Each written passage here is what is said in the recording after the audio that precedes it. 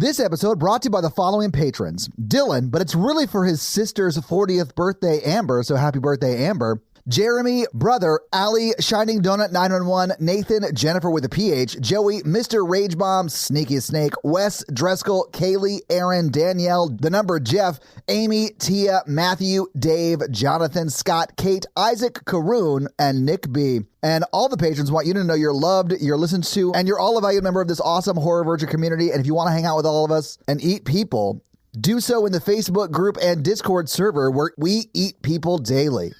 So I learned something watching this movie. So if, as a woman, you find the man of your dreams and you hook up with him in the first 30 minutes of the movie, that's a horror movie. But if you wait till the end of the movie, that's a rom-com. Yes.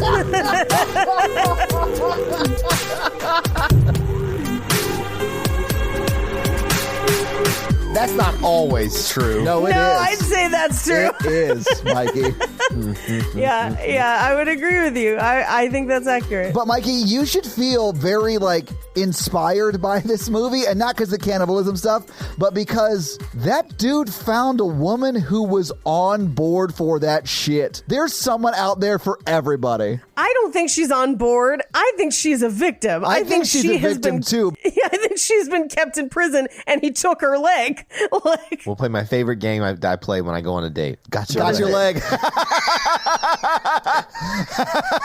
Thank you for tuning into Horror Virgin. I'm Paige. I'm Mikey. And I'm your Horror Virgin Todd, which means I don't like scary movies, but you guys make me watch them. And this week, Paige, was it you who made us watch? I mean, we collectively chosen all of the movies. This film. Paige and I are united front right now. Okay. Yes. Okay, I'll correct it. I'll fix it. If y'all slip in a dumb 80s movie every 6 weeks, I am on board this podcast. I'll fix it, Mikey. Yes. I'll fix it.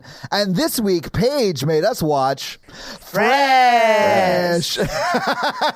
Mikey, you're so mad right now. I'm so sorry. You said you were going to fix it. I have just been wanting to talk about this movie and nothing else for weeks. So let's get started. ASMR for the freaks. I now know why you guys have been talking about eating people for a month. Oh, Yes, it's more yes. than that. It truly started with Blood Diner, let's be honest. And if any movie It did start with Blood inspired Diner. Fresh, it has to have been Blood Diner. I mean, if its fingerprints are all over this movie. Fresh is Oscar version Blood Diner. Hail Sheetar. You're not wrong. My headcanon is that this is the story of the uncle. Oh. It does sort of have the vibe of it taking place in the 70s, although I'm sure it's not set in the 70s because he drives a it's Tesla. modern. They got smartphones. No, I know. But the aesthetics of the house that they're in is very 70s. Which I love. Me too. I thought it was awesome. Hers and his. Yeah. And hers is low rent mid-century that she thrifted, and his is very clearly curated new mid-century. Yeah. Fucking love it. Yeah, I was here love for it. everything about the visuals of this movie. This is going to sound terrible, but when they were walking down into what is very much the prison of women, I was like, Yes. oh, that stairway and that open stone Gorgeous, is so with the gorgeous. flagstone? I love it. Yes. This is an amazing house. It's too bad it's a hell prison. Yeah, it looks like a Bond villain's lair. It should be like Blofeld or Dr. Evil living in that house, but I'm here for it. Absolutely. So this is the first time I saw the movie. You guys have told me you've seen it before. So what were your initial thoughts watching Fresh? I had heard some rumors about it, but I wanted to kind of go in blind. And so I just, I had an open day where I had a half day off work. And I was like, you know what? I'm just going to put it on. I'm going to sit here and watch it. And I asked Jake, I was like, do you want to watch this with me? And he's like, nah, I'm good. And I turned it on, and within minutes, Jake had joined me and watched the whole thing. We couldn't pull our eyes away from it. I think I expected a much more straightforward horror. And instead, what I got was a much more visually curated, thoughtful film.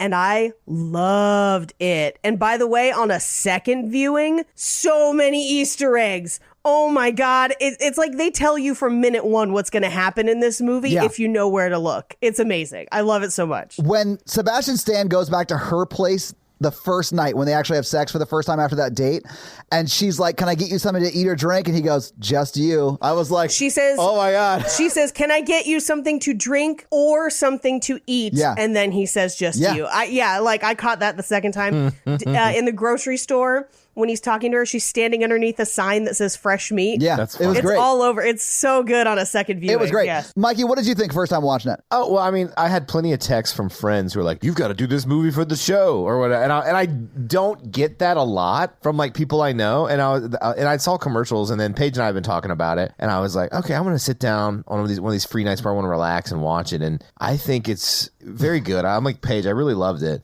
It's wild to me that this is a movie you would watch to like relax. Like, this is not a relaxing movie for me to watch. This instantly became a favorite movie for me, where I was like, oh, I could watch this anytime. Oh, wow. I fucking love this movie. Yeah. Oh, it's a problem. Anyway, go ahead. I that says a lot about my day job in life. But I think it really speaks to how you guys feel about eating people. I'm morally against it, and you guys are like so for it. You were writing down his recipes when he was like cooking for her 3/4 of the way through this movie. if I can't DoorDash my cannibalism, it's not going to happen. You want cannibalism, but you need it to be lazy. Come on. I was just thinking how rich this guy was to have 2 properties. Yeah. You need like the Rachel Ray 30-minute meals version of cannibalism. The visual style is so interesting. Yes. And the whole, from the way the movie is written to directed to acted, I think they've made some really stylistic, interesting choices. And they all kind of hit on all cylinders, which I think is super refreshing, where it feels really good. I mean, and like if you take the style away, it's kind of like a low budget, kind of single location horror film, but it does not feel like that. It feels very good the whole time, like very, like almost very pretty. Like the soundtrack. It's a beautiful film. Yeah, it's just really, really pretty. And I know that's a weird thing to say about a film where people eat people, but it's a beautiful film. And I love what it says about modern dating. Yes. No. Yes. I really connected with the film about like... Yeah, I was watching this and I was like, oh man, I'm just so glad I don't have to like deal with this anymore. Like being out there dating and stuff was a nightmare. And then he started eating people. Like even before that, I hated it. So like, I understand what you mean, Paige, when you say that this is a beautiful movie. Like I loved this movie for many reasons, but I'll never watch it again because it was disturbing. I wouldn't say it was super scary. It's not a 1 on the scary scale, but it won't be super high because there aren't like jump scares. Did you gag at all? I did gag at all, but probably not where you'd expect. I've heard that before. Yeah. And Mikey, you know this because you've seen my friend Chris do this to me, or our friend Chris, I should say. But like when someone makes that retching sound when they're throwing up, it makes me do it.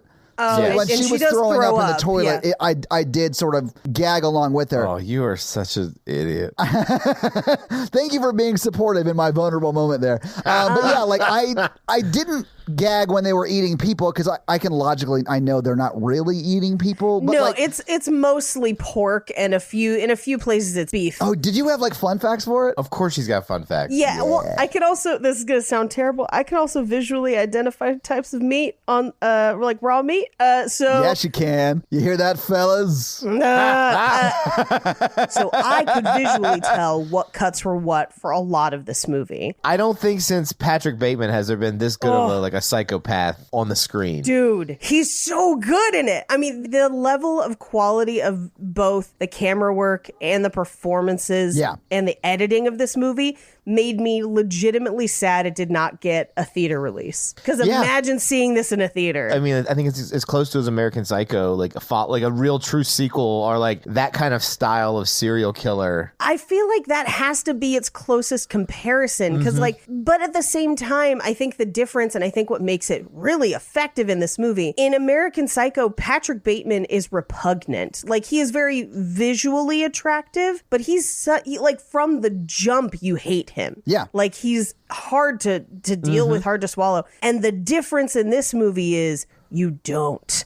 And you grapple, or at least I do, for the bulk of the movie with not hating him and knowing that you should. Everything in your body wants you to hate him. You know he's evil. You know he's bad. But he's so damn charming that you're just like, what is wrong with you? Mikey, hang on. What we just I am not learned- the only person who has said this, by the way. This is in reviews. This is why I am single right here. I know. Yeah, because you don't look like Sebastian Stan. So on your list of cons cannot be cannibal, and still get a date. What we just learned is that for Paige, and she did say other people, that if in the con column it says cannibal / murderer, that's still a maybe on will I date that person. Here's the thing. I also cheer at the end. You are rooting for her to win and for her to kill him. Like, you want it to happen. Yeah.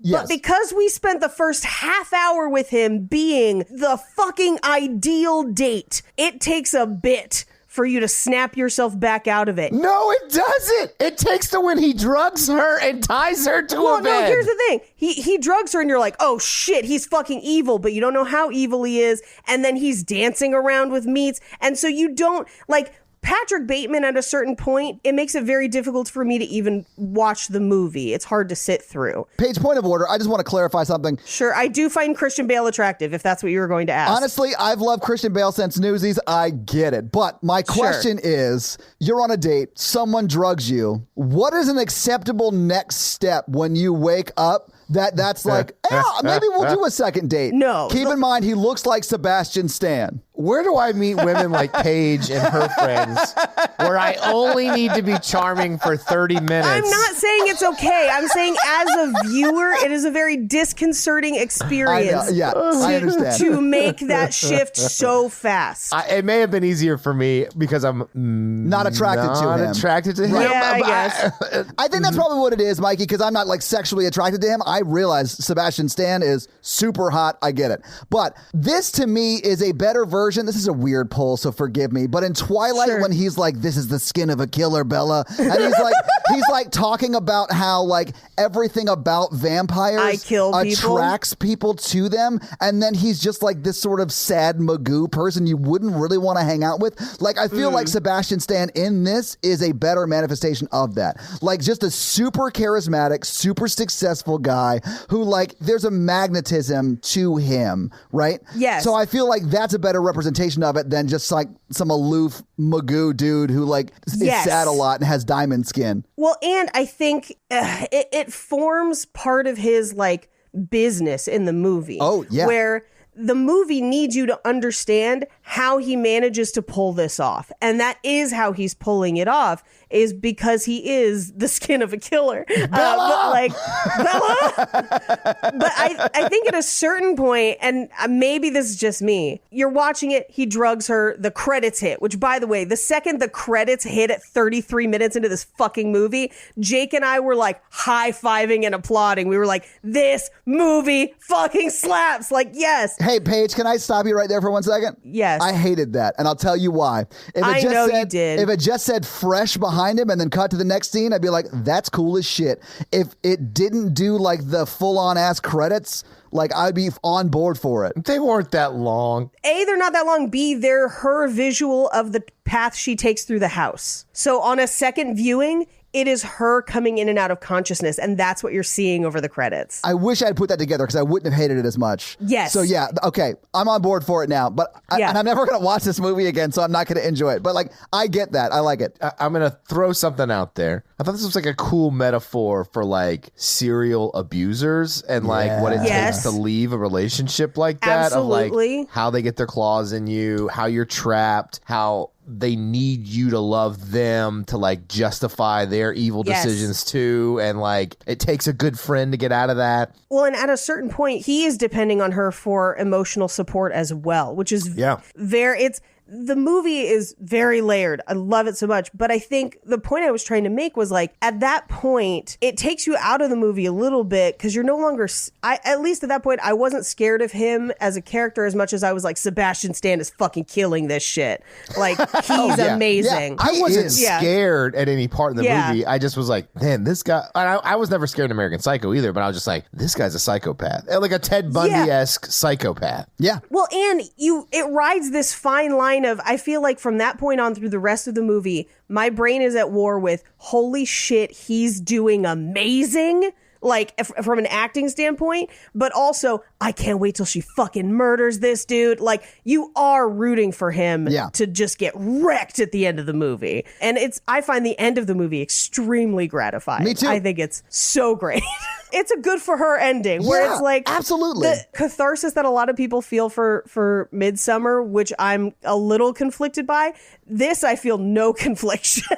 I'm like, no, I don't feel this is full catharsis. I love this so much. Unlike Midsummer, she is leaving an abusive situation and not going right immediately into another abusive situation. Into a cult. Like in Midsummer. But I feel like this movie is damn near perfect, especially with its ending, because the people who made this movie and wrote the movie and directed the movie, like, they understood the point they were trying to make. Yep. Unlike with a similar movie, Ready or Not, where they literally shit the bed 3 minutes like before the credits. I disagree with you on the ending, and we can't get into it. We can't. But the girl in Ready or Not's going to be in jail for the rest of her life because she murdered all those people in the eyes of the cops that are showing up to arrest her. But like, very possibly. But like in this movie, there's no way her friend and Penny, who I assume is going to be a lifelong friend after this, like, they're going to make it out. You know, unless that one guy that they never killed comes and kills everybody. Now that's the one thing that's missing for me in the ending, is that's a loose end that we don't tie up. I did not catch that the first viewing, and then today I'm like, oh, you didn't? No. I caught it the first time and was like, oh no. Second viewing,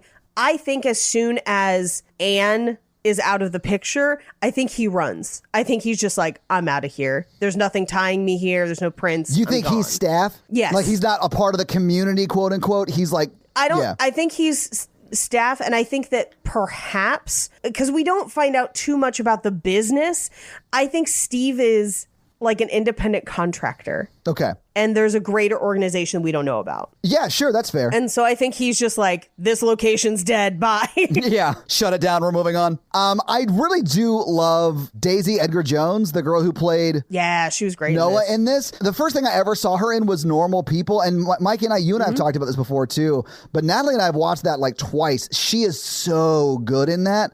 And it was wild seeing her with an American accent because she's very it's really Irish. Good. You can't tell. Yeah. Natalie was like, I can sort of hear it, but she's doing a great job, you know? And I think it's just because she's watched Normal People way more than me.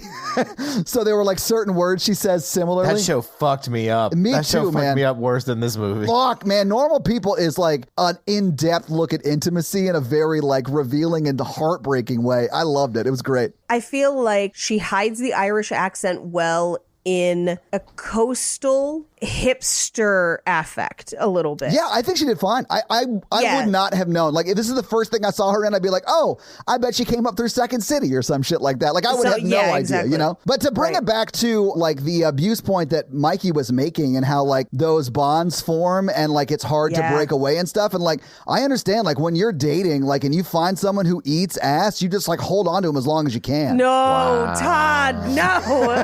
Bad take. Oh, it's a terrible take. I just did it for the joke. I think you guys mean bad takeout. No, it was definitely cooked in house. I had to. I'm so sorry, listeners. And I'm not cutting it. Literally, on seeing this movie for the first time, was just like, this is better than everything I've ever seen streamed. This should have gone theatrical, and I loved it. It made me miss a time, because I used to watch a lot of movies when they, like, new movies when they come out.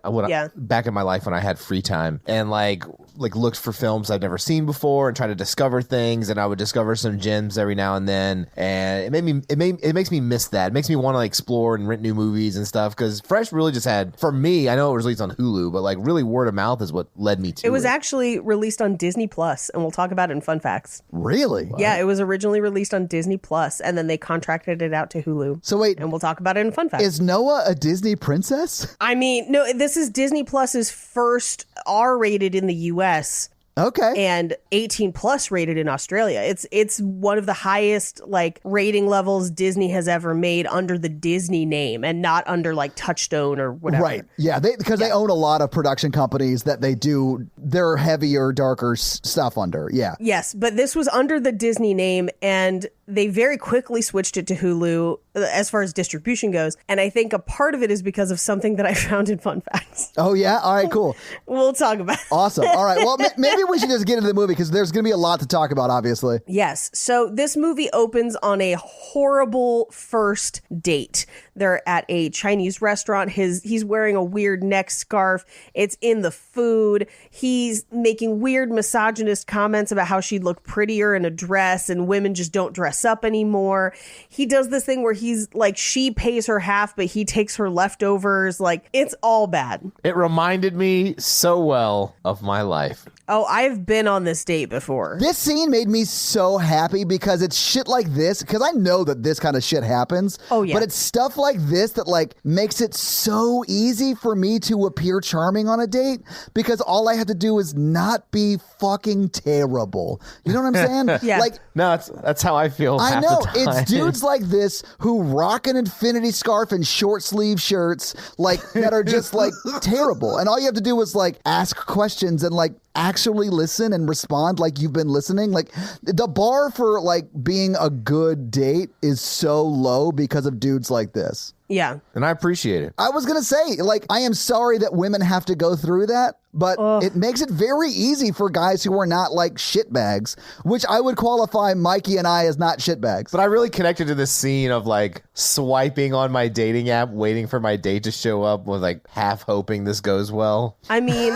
I can say with complete honesty that with the exception of being held prisoner to harvest my meat, every other dating thing that happens to her in this movie has happened to me. I'm not at all surprised by that. I mean, and I'm not saying that like, I mean, I've been dating Natalie for almost 4 years now, but like before that, I went on dates that were also terrible, but for different reasons. Like, I think they do a good job of showing what it's like to date as a woman who's like a good woman, like not like a vapid sort of horrible person. But I've been on a date where someone was just on their phone the whole time and like not really paying attention to what we were talking about and stuff. And like, so there's like a female version of this guy as well, but it's, I don't know, it's different. It's not the same. You know what I'm saying? Yeah. Well, I think this movie does a good job of demonstrating how what is not just a dating annoyance is actually dangerous as well. Because what happens after this movie is she says that she doesn't want to, or after this date, she says she doesn't want to go on another date. And instead of being like, well, thanks, I was glad I met you. Fuck. He goes full to cussing her out. He calls her a stuck-up bitch. And then he just leaves her there. Yeah. To get back to wherever she's going on her own. She drove, but she had to walk down that alley by herself. Walk her to her car. Yeah, like in the dark, she has to Wolverine her keys. There's someone that she thinks is following her. Turns out he has a baby, so thankfully, like, she's okay. So when they show that guy walking behind her, I understood why she was nervous. Like, you couldn't see the baby in the chest Bjorn or whatever. It was just like a hulking figure walking behind her. And I think okay, I take personal offense. Mikey, Mikey, I do think that this is your ideal person because it is you with a baby, more or less. There you go. If I didn't know you and you were walking too close to me in a dark alley, I'd be scared. I just have to be for my own safety. Yeah, 100%. And honestly, that is something that is sad, but I completely understand that. I've been walking behind somebody, and I'm like 5'9" on a good day. So like the male equivalent of this date is not as dangerous. It's just a girl talking about the novel she's writing. I'm writing under my pen name, Jane Austen. Oh, God.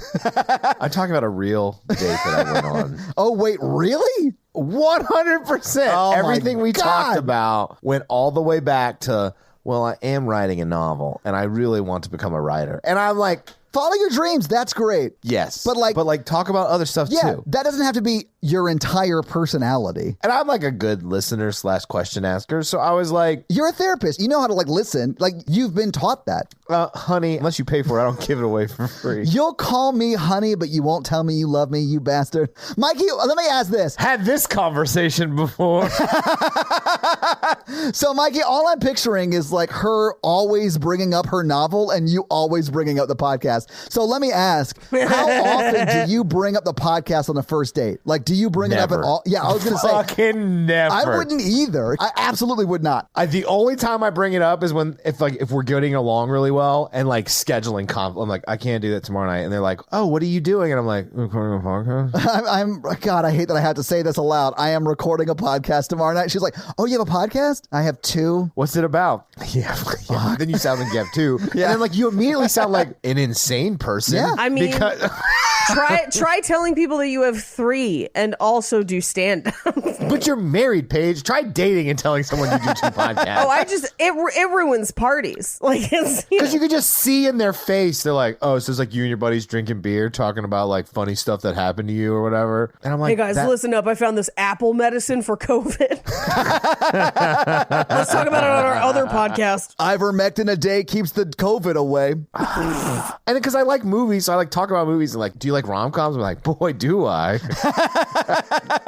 I dedicate hours every week to watching and talking about one every week. Oh my God. And then when you get really close, like with like my exes, like when they have to like watch the 2, like most people who like me are like, oh, they'll at least watch the rom-com with me every week. Yeah, absolutely. I mean, Natalie and I pretty much watch both of them together unless she's busy with like a client or something. Yeah. Yeah. My ex was super supportive and like watched both of them and we had good times with that. But I mean, it took her coming to the meetup to realize that this wasn't like, I think it took you coming to the meetup to realize that this wasn't, Yeah, I still feel weird about all that stuff. You locked up so hard at the meetup because you were like, it's just going to be us and like the 3 people that used to come all the time. And like, I brought a date, which was terrible. That's a terrible way to do a 3rd date. Yes. And it wasn't because she wasn't a good 3rd date. It was because it's not a good time to be like, oh, I guess I'm sort of like, people listen to this podcast that I do. Yeah. I just don't talk about it. Yeah. I think that's probably for the best. Let them find out, whenever they find out. And if you're writing a novel, like, call me when you get your Doubleday advance. Exactly. Not to bring it back to a point Paige was making earlier, but Paige, when you were saying like dating is like a dangerous scenario for women, like, yes. And Mikey, you even brought this up too, but like when I was dating, the scariest thing that could happen is someone shows up that's not the person. Like I got catfished, right? Right. For a woman, it's like there's the catfishing thing involved too, sure, but like even if the person you were talking to shows up, there's still like a threat of violence, like not a threat, but like there's a chance that it could go in a weird, scary direction. And I don't think that at least most guys don't have to deal with that. So it's a very different scenario. Well, and so much so that she's preparing for it. Like she does Wolverine her keys. Yeah.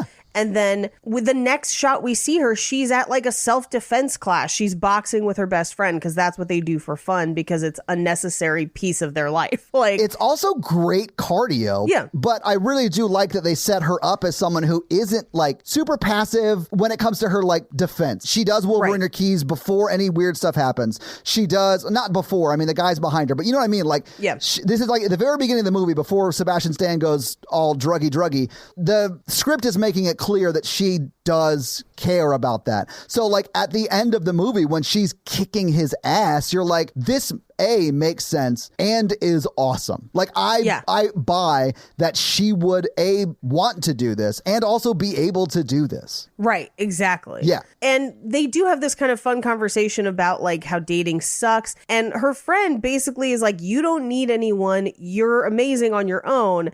It's just Disney movies that have conditioned us to believe that you need someone. And then she says, yeah, fuck Ariel, which is extra funny because this is a Disney movie.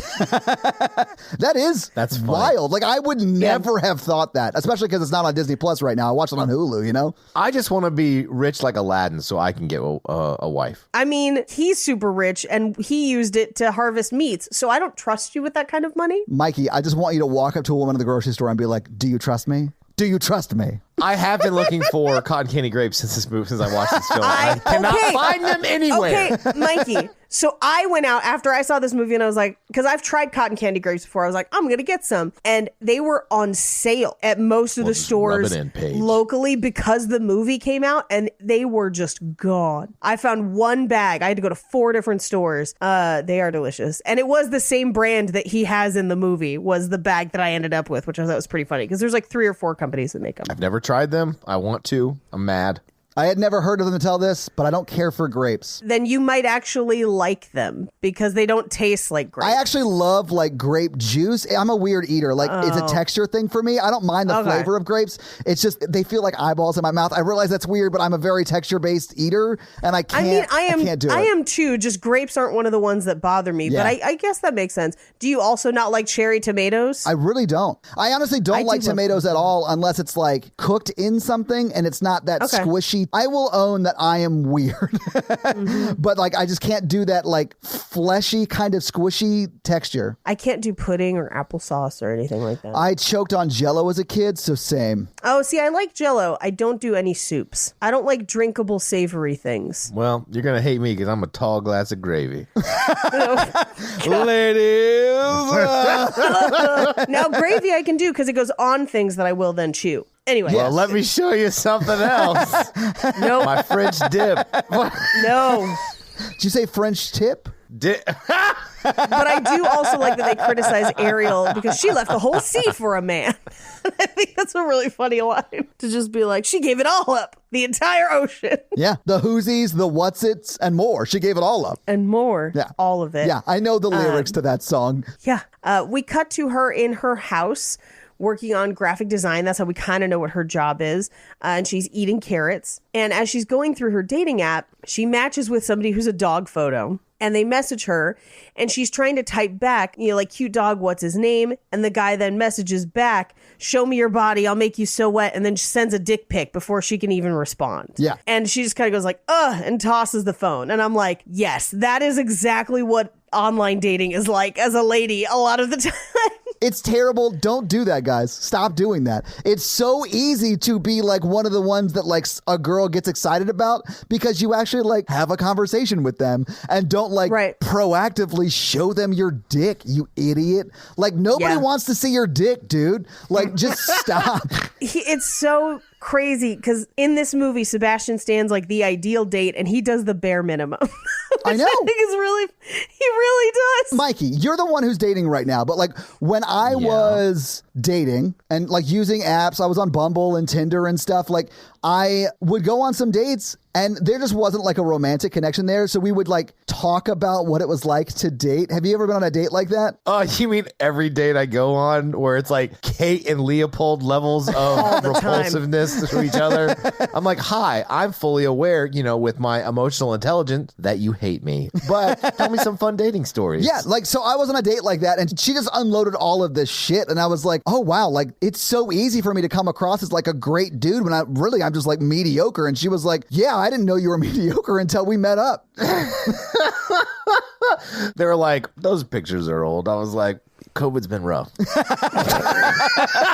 I was on the apps, I purposefully picked photos that I didn't look awesome in. I did that too. Yeah. I wanted them to be like, when they saw me in person, be like, oh, awesome. Okay, cool. Yeah. So I did that too 2 years ago. And now it turns out that those are my awesome photos.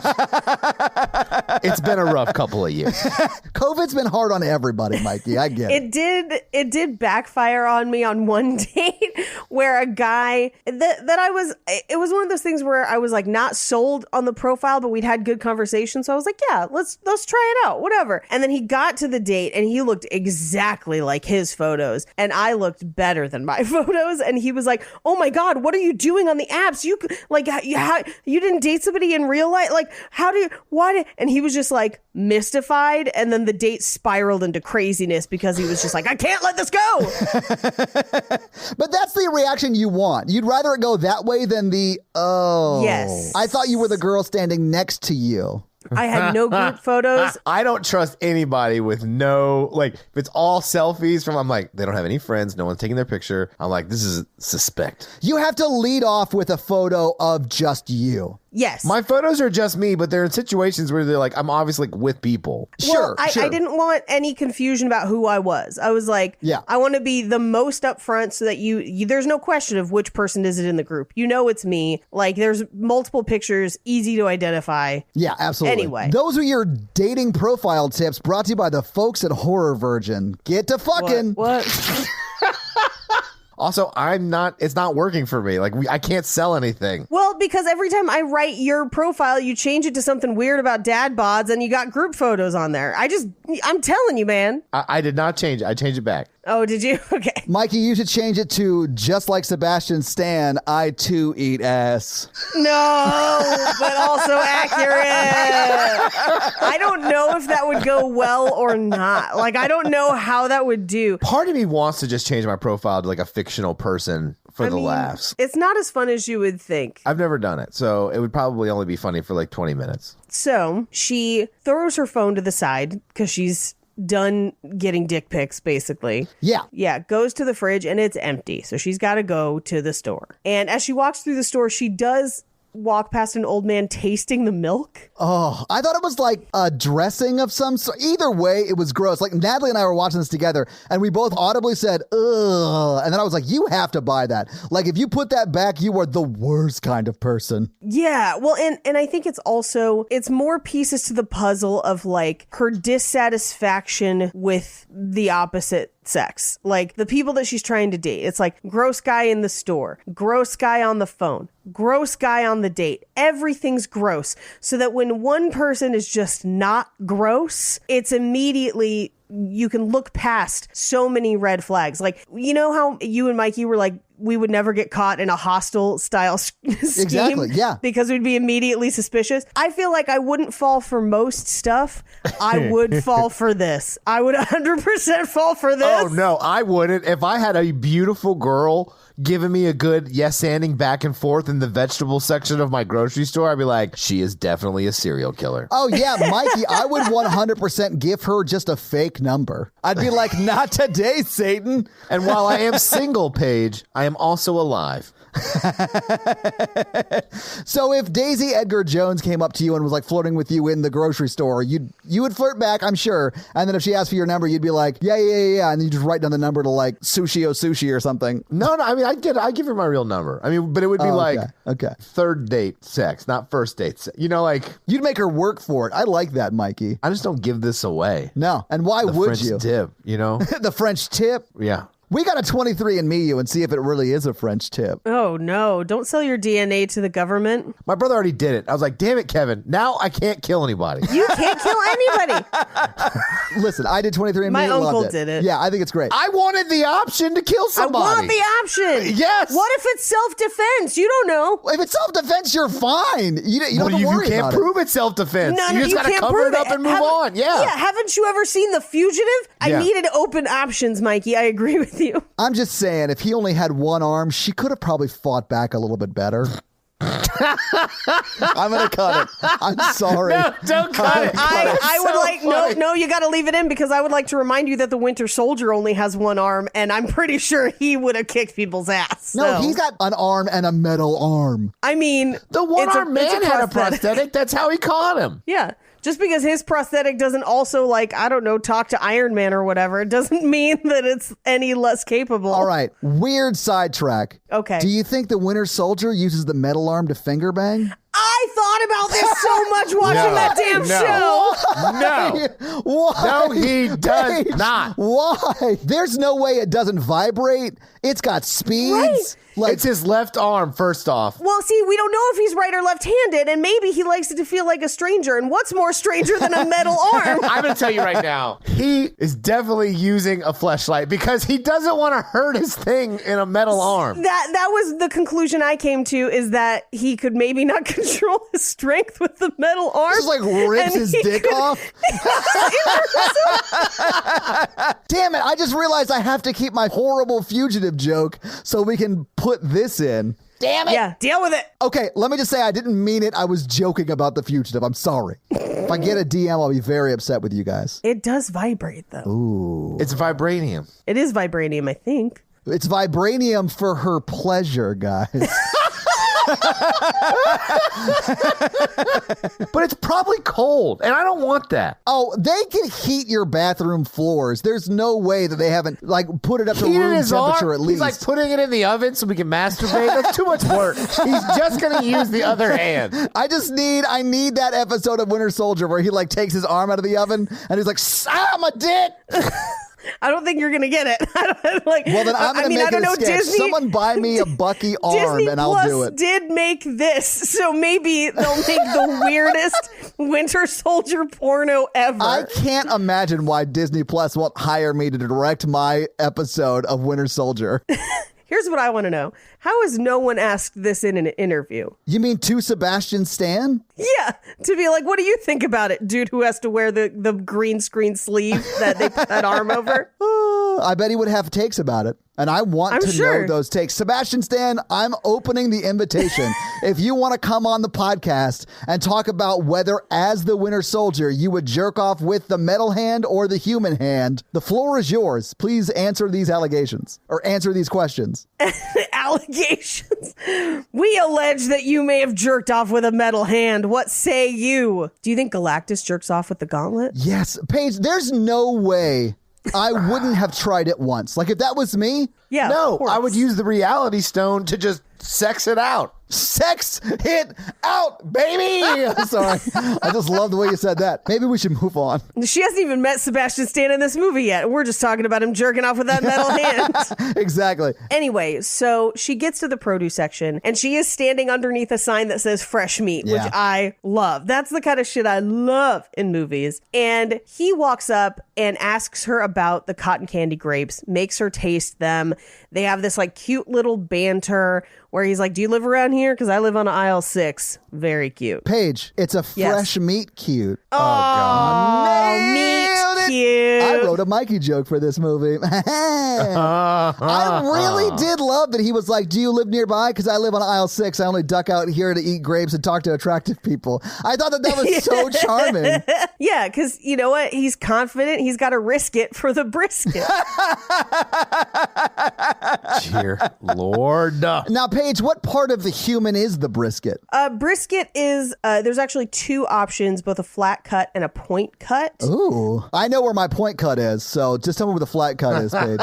In humans, it would be like the front side of your ribs, the muscles along the front. Okay. So if you have breasts, it would be beneath the breast, like the actual breast itself, the muscles beneath. Right. If you do not have breasts, it would be kind of, I mean, everybody has a little bit of fat over that muscle, but it's basically the muscle that runs underneath. Now, on animals like livestock, it's that front portion between their front 2 legs. Okay. You're welcome. I knew you'd know. Yeah. So this is very, again, it's the minimum. He's just charming and not creepy. Yeah. He does ask for her number. She does give it to him. His reason for getting the number is nonsense because he's just like, well, I want to tell them we talked about the grapes and they might, like whatever. I love that he was playing this, and I do think it was an act, but he was playing this like, I know I'm awkward. I know this is weird. I'm sorry. And he's like, I'm going to get your number. I'm going to want to text you, but I'm not going to. I'm not going to. He was just so charming this whole time, and I really loved it. I one time went on a date with a guy I met this way. No shit. Yes. I actually gave advice to a guy to do this. Like, if you see a woman who's walking around the grocery store with just like a basket and not a cart, they're probably single. Yeah. So if you want to approach them. I don't think he ever did, but like, he was just like asking where you could, it's very careful with it. It is dicey. It is dicey. Mine happened at a Walgreens. We were just talking about like when it is okay to hit on somebody and when it's not. Yeah. And he was saying that like hitting on someone, we were talking about Planet Fitness. He was like, there's a girl at Planet Fitness I like. And I was like, does she work out there or does she work there? Even if she works out there, don't. My take was don't hit on a girl at Planet Fitness. If she shows interest in you and starts talking to you, that's fine. But like, don't approach them. I've thought about this. Many times because we've had this debate before. Yeah. I think I'm going to come down on you can approach someone carefully, but you have to be hyper aware that if they are not interested, you have to disengage immediately. And leave them alone and not make them feel like you're following them, not make it awkward to run back into them, whatever. The problem with that is if they're at a place where they're working, they may have to be nice to you, which can be misinterpreted as not working unless you're getting like super vibes. Yeah, you should not hit on people where they're working unless, again, there are super vibes. You've been talking and having non-hitting on conversation for a while. Right. And then whatever. Because usually people who work at places have to be nice to you. Yeah. The guy who hit on me at Walgreens passed me once and said hi, let me kind of go about my business, let me buy everything. And after I was done with my shopping. So I have an easy out. I'm not going to be wandering around the store trying to avoid him. Yeah. You know, then he approached me and was like, I don't want to be creepy. Feel free to say no. I think you're beautiful. I would love to go on a date with you sometime. Like, and that was it. And he was just like, feel free to say no. No hard feelings. I know it's weird to have somebody just walk up to you. And it is. And so we did end up going on a date. It was not a match, but he did it in such a way that I didn't feel uncomfortable or cornered or scared. Yeah. And he gave me an immediate out of like, if you're not interested, it's cool. Have a nice night, but like, I'm just putting it out there. Yeah. So there is a way to do it. It's just, you got to be very conscious that, especially if you are a straight guy hitting on a straight lady person, or just a person smaller than you, honestly, of any gender, that they are going to be extra cautious, that, you know, they are probably afraid of you to a degree. Well, I don't have to worry about it because I look like a goblin when I leave the house nowadays. I'm at the grocery store being like, how many pints of Ben & Jerry's do I need today? She's cute. Oh, I'm only wearing one sock and sandals. Well, and this sounds terrible, but like this, and I hate to say this because of what we know happens later in this movie. This scene is textbook how to do it. Like, it is. He nails it, and it's because he's manipulating people and kidnapping them. Or as we call it, practice. He hits it with something generic about what is happening around them, so it's not an immediate hit on you. Yeah. And also acknowledging, I understand this is awkward. You can tell me to go away. Now, granted, he does pop back. She doesn't tell him to go away, but like, he clearly understands that there's some power in persistence, but he also knows that if she's creeped out, it's not going to work. Yeah, there's a balance there. Yeah. Anyway, so he leaves and she does give him her number, and we cut to her and Molly in the park, and Molly's like, he's probably married. We'll find out later he is married, air quotes. I don't know if they're actually married. I mean, they are married. They have 2 kids, but they have the appearance of being married. What is not clear is she there willingly. Yes. We don't know. We don't know. I got the impression it was like Stockholm syndrome so bad that she then became so much like Sebastian Stan, because that was the way that she was able to survive, right? In fact, when you first see the note in the magazine, I thought we were going to find out that was his wife. We find out later it's not. I thought so too. We find out later it's not. Yeah, but I thought the same thing, Paige. Like, when they kill her, I'm like, I understand why that had to happen, because in the moment she was going to kill the other person, or she was going to kill our main character, but I sort of also feel bad for her. Yes, and I will say, I feel like if Noah had not escaped, that would have been Noah next. And I think Anne knew that as well. Yeah. I mean, really, the saddest part of this movie is Sebastian Stan cheats on his wife. Those are vows. I mean, he took a vow. He took a vow, we also, again, don't know if they are actually married or if she is just a prisoner. No, they have 2 kids. I mean, that doesn't mean she's not a prisoner, Mikey. That doesn't mean she's not a prisoner. And he has a ring, but that doesn't mean there was ever a ceremony or anything. Okay, I'm going to meet you halfway here and think that she was at one point in the room, got released, and then they got married and had 2 kids. That also doesn't mean she's not a prisoner, though, Mikey. Yeah, I know. I mean, like, a prisoner in an abusive relationship, but... My thinking was he realized that he needed to keep up appearances. Yeah. To continue to source people, and uses her for that. I don't know that they were ever formally married. Oh, I read it more like the abusive relationship metaphor, where he needs the chase, needs the control, and like once he's already gotten full control of someone, it's boring, so he starts cheating with these other women and getting control of them too. That's very possible, although it's established that he probably doesn't cheat with any of them except for Noah or the woman who left the note in the magazine. That's what I'm saying. Yeah, I'm saying he goes, I mean, like, some of them are boring and are just used for meat, but then like he also has a pathological need to be loved and like find someone he connects with and then bring them into his like world of control. It's a very interesting study of like a psyche of like a very abusive person. Yeah, my headcanon about the woman who wrote the note in the magazine is that she's got a failed escape attempt. So she was like Noah. He liked her. It probably got to the point that Noah got to. It's just that Noah had Molly. And that's the difference. Like, Noah had help on her side, and that's how they bond together and escape, which is also women banding together to help each other. I love that in this movie. Yeah. I know it's a terrible byproduct of like this horrible, but like the way that they help each other, even though they didn't know each other before, they're just like, we're going to fucking get this dude. I'm like, yes. Well, I mean, Noah and Molly knew each other, but Penny is like ride or die immediately. Immediately. I love it. Yeah, I love it. I loved it too. So she and Molly are talking about it, and she kind of brings up that she met him in the grocery store, and is actually kind of bummed that he hasn't texted, where she was like, I didn't, like, it was kind of a funny interaction, but I kind of did hope he texted because he was kind of fun. And she's walking home from the park when her phone chimes, and just from the look on her face, we know he texted. I love that because they showed us her reaction and you immediately know. You just know. And I love that so much. Yep.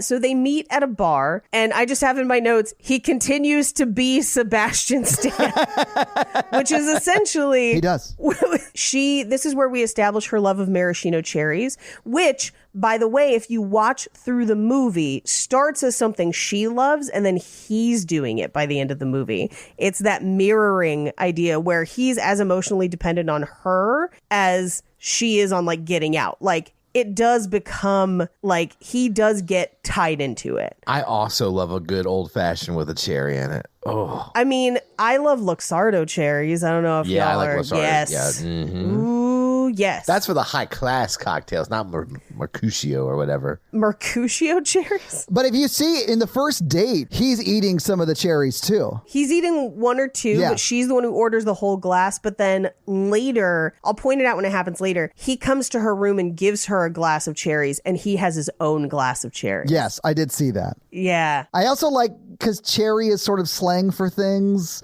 and I like that she was new, and like it's this whole like metaphor thing. I sort of liked it. I was like, oh, I dig that. Yeah, all right, cool. He also, essentially this date with them at the bar is played exactly parallel and converse to the first date, where he pays without asking her. It's not even a question. He just does, which again, I am a fan of going Dutch on dates or whatever. Figure out your own financial thing. But the first date, it's like he forced her to pay and then took her leftovers. Like it was like a whole... So it's the flip side of it, of him being like, I'm taking you out. I'm treating you to this. Yeah. They talk easily. He doesn't. The first date, the guy just kind of talked through the entire date and talked at her instead of talking with her. It's a complete tonal shift from that date. And he will then, as he keeps her imprisoned, bring back things that she has said on this date and use them against her, which is brutal and manipulative and terrifying. But realistic, right? Like that is something that would happen in an abusive relationship. Absolutely. Yeah. They walk out to the sidewalk. She kisses him. They go back to her place and they're kissing. They're in the moment and he pauses. And until you've seen this movie all the way through one time, you're like, oh, he's just being a nice guy. And then later you're like, oh, it's because he doesn't get involved with his victims. Right. Like, oops. Yeah. It's because he's married? Question mark. Question mark. But this is where she says, can I get you something to drink or something to eat? And he says, no, just you. Which, by the way, perfect answer. Very hot.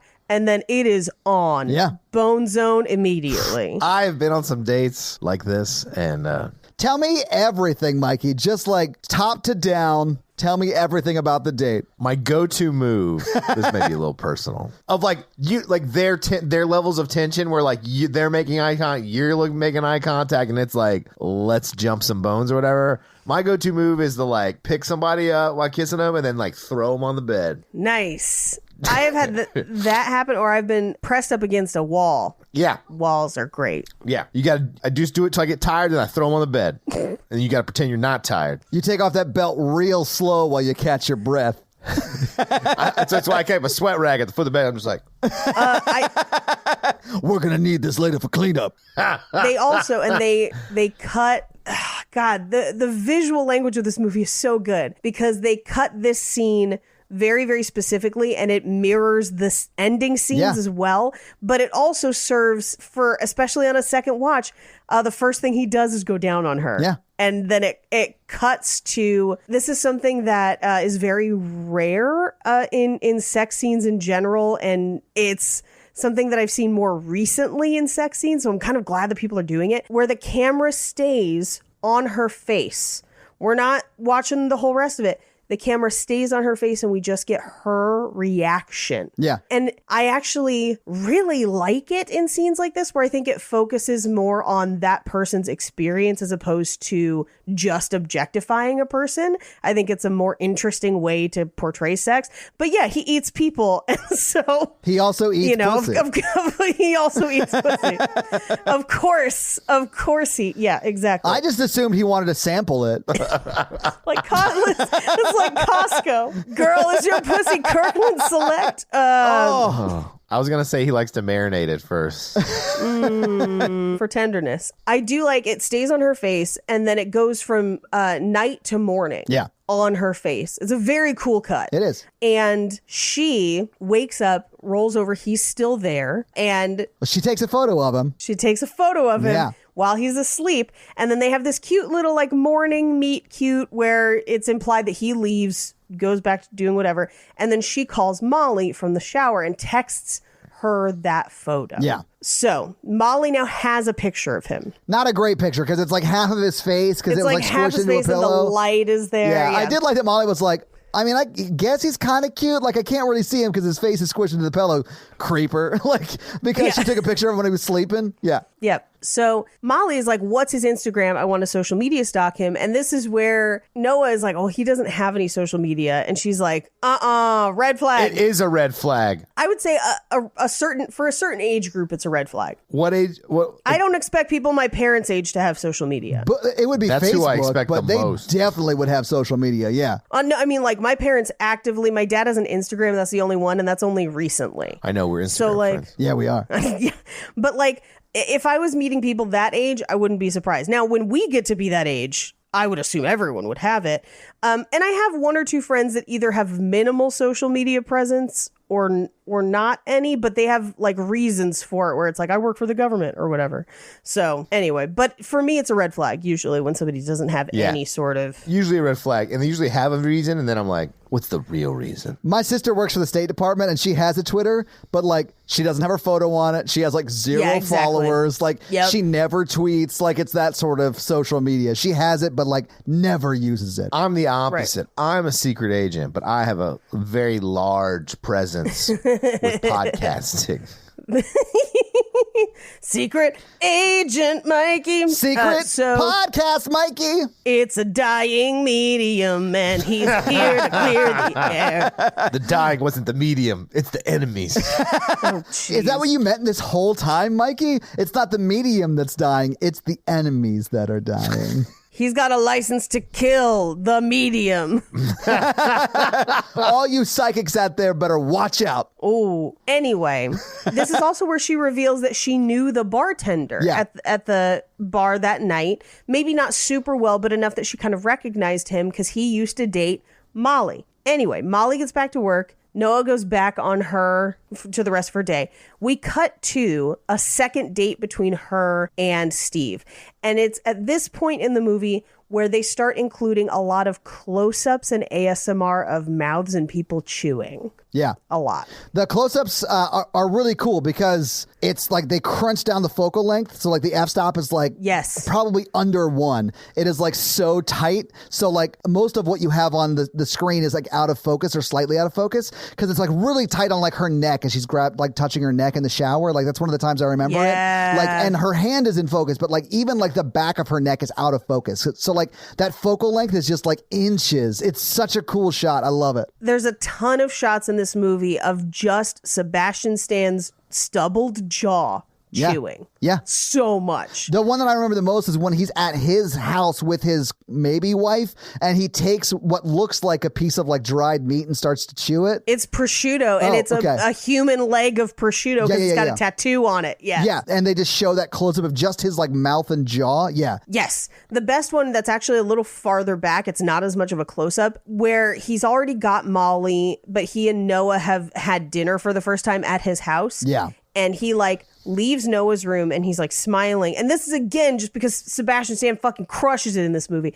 He's smiling, and as he just continues to walk down the hall, you watch his face change. Yeah.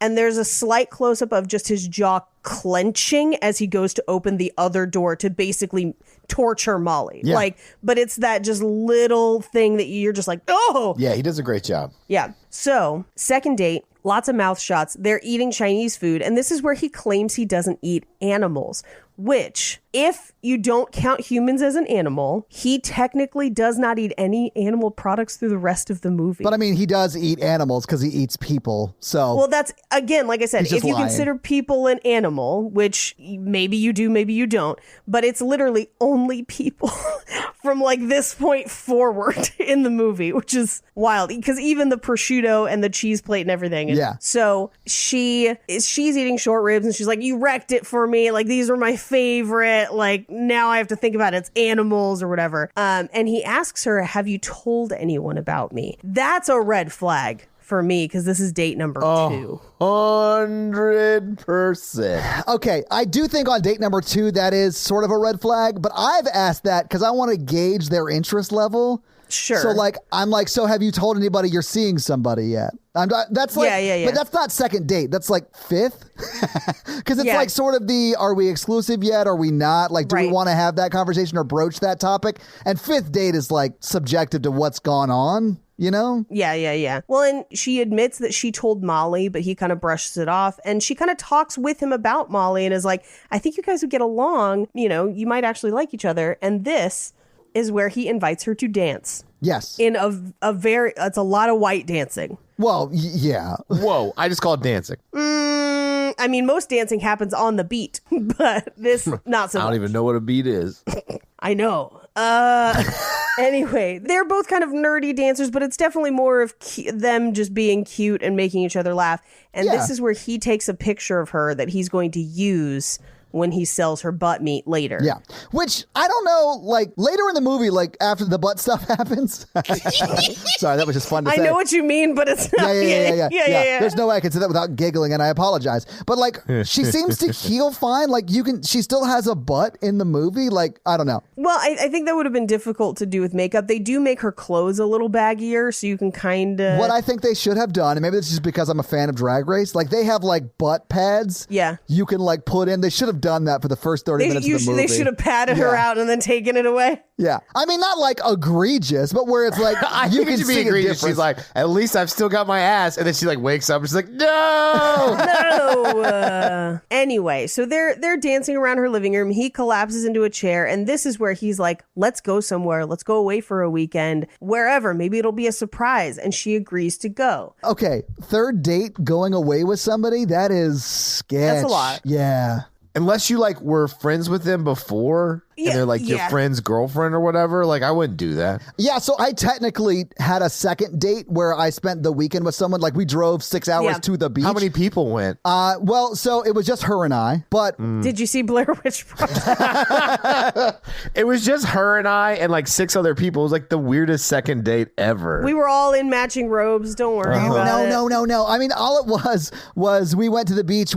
She had some friends that had a condo down there, so we went to that condo to the beach, and it was our second date. And I didn't know her before then, but she was very good friends with a very good friend of mine. So like I knew her through association, so like I wasn't worried about that being weird. Yeah. But also like I wouldn't worry about that because I'm like a huge dude. Yeah, I mean, that's also true. Like, it's very different for guys than it is for girls. Like, that is a much riskier scenario for a woman than it is for me. And I get that. But weekend trip is like a relationship milestone, not just a date. It's like we're like boyfriend and girlfriend type milestone. Well, I think that's why Molly objects to it in the next scene where she's like, I don't like that. I don't like surprise. No, thank you. And she accuses her of being dickmatized. Which is something I've been saying for years, and I love dignitized. I learned the word dickmatized from... Jake? I'd imagine it was Jake. It was not. I learned the word dickmatized from Johnny McGovern, who used to be on Big Gay Sketch Show, and then for a while had like a live comedy and sketch show in LA, and he filmed a music video called Dickmatized, and it's actually pretty damn funny. Nice. I've always used dignitized or devil penis magic. Those are the two that I use. Devil penis magic is a big fave of mine. I think that's pretty fun. And I didn't make either of those up. Like, I have no idea where I heard those, but those are the ones I use. Oh, I made those up, guys. Nice. Oh, great. Thank you. I figure you're just like, I'm going to give you the full vitamin water. Oh, my God. Oh, dragon fruit XXX. When Mikey and I get in shape and go on our male review, we're going to call it the Dragon Fruit XXL Tour. Brought to you by Vitamin Water. Yeah. I'm going to make you say acai. Yeah, I'm going to make you say acai. I'm amazed that you pronounced acai correctly. If I told you the thousands upon thousands of times at work where I was like, this acai berry thing is real good. We're 40 people at the same time. We're like, you're a big idiot. I'm like, it's got a little curvy thing. I don't know how to say that. That's not even English. I've only ever read that word. I can't read that word because it's not in English. I don't know what the big wiggly, the squiggly ampersands. That's not an ampersand. It's not. It's not. Was it an umlaut? Is it umlaut? Is the two it's dots? Not first of all, it's umlaut, and no, it's not. It's not an umlaut because umlaut is the two dots. We can't. We'll be here all day. Yeah. Hey, Paige, can you just teach us high school level grammar? That's no. Okay, that's way beyond high school level grammar. I don't think it is. Mikey, I'm not saying I know it. I also need this class. Acai.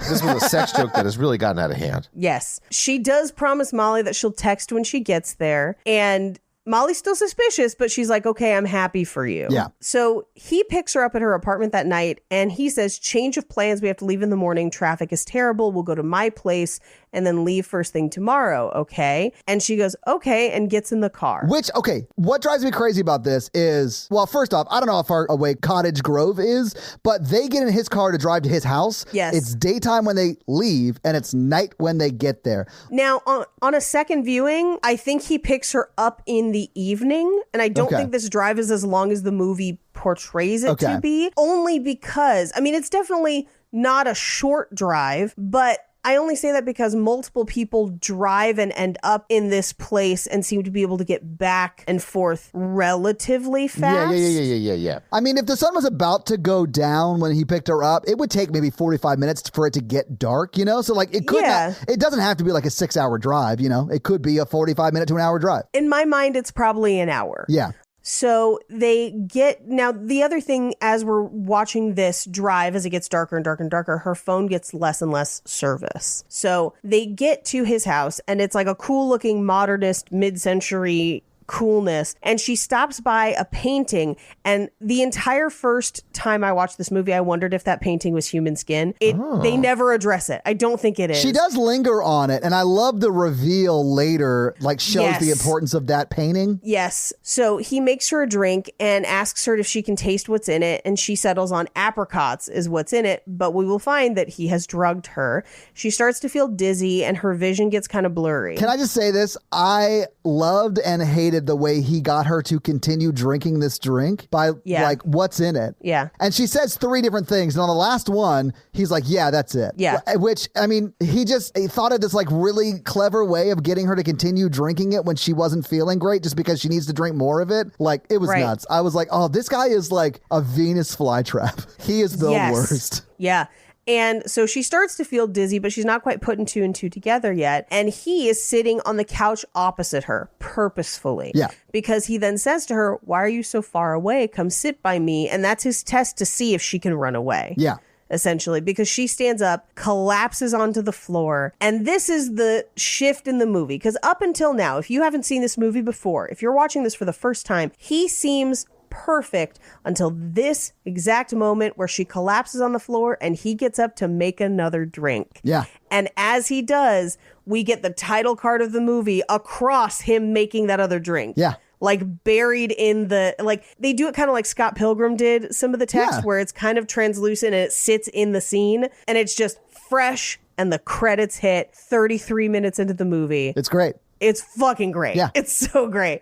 As the credits roll, we are seeing pictures of meat, but also shots of Noah coming in and out of consciousness. So we're seeing her moving as like the lights in the ceiling pass her, kind of like being on a gurney a little bit. We're seeing the wall in the room that he puts her in, some of the other walls of the kind of basement area where he carries her down. And she comes to, and she's chained up in the basement room.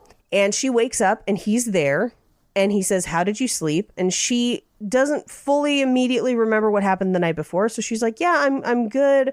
What happened?" And he says, "I drugged you." And that's when she notices the chains. You hear them before you see them, which I thought was cool. Yeah, she doesn't immediately notice them. Well, I mean, she's waking up from being drugged. I'm sure she's like groggy. Yeah. I've never been drugged like that, but I'm sure it's like, there are lingering effects, you know? Yeah, absolutely. But she does such amazing work in this scene because at first she's like, she just goes through like so many different stages of like, oh, this is a joke. Oh, this is not a joke. Oh, fuck, please not a joke. Let this be a joke. This is a joke, right? Like she goes from like waking up like, oh, what happened last night to like, I'm going to get murdered, right? Yeah. So it's like this huge shift. It's amazing. She freaks out. She does an amazing job in this scene.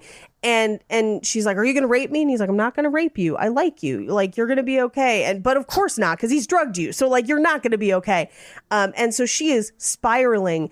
And the way they shot this, it's from her point of view. It's one of only a very few times that he like gets angry or raises his voice in this movie. Yeah. And it's fucking terrifying. It is terrifying. It is one of the scariest parts of this movie for me, where he just screams at her and is like, "Great, now you're paying attention." No, he says, "There you are." There you are. Yeah. Oh. I was like, oh, this dude is, first off, such a great actor, but amazing. A fucking psychopath.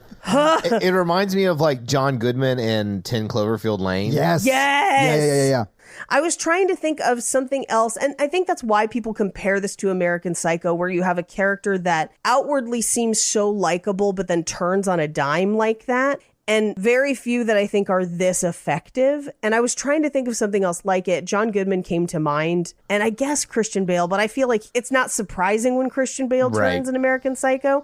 This, even though you know he's evil, surprises you because it seems like it's a depth of evil you weren't ready for yet, especially this early. Is American Psycho a horror? It's a horror, right? I guess. I just looked it up. It is a horror thriller is what it's classified as. Okay. I think I may have seen it in high school, but that was like forever ago, so I don't really remember it very well. And honestly, I may not have seen it. It's not scary. Just like, I also feel like this wasn't scary. That's part of why I grappled with whether or not this was a horror movie. And I will talk about something in Fun Facts because this was not originally classified as just horror.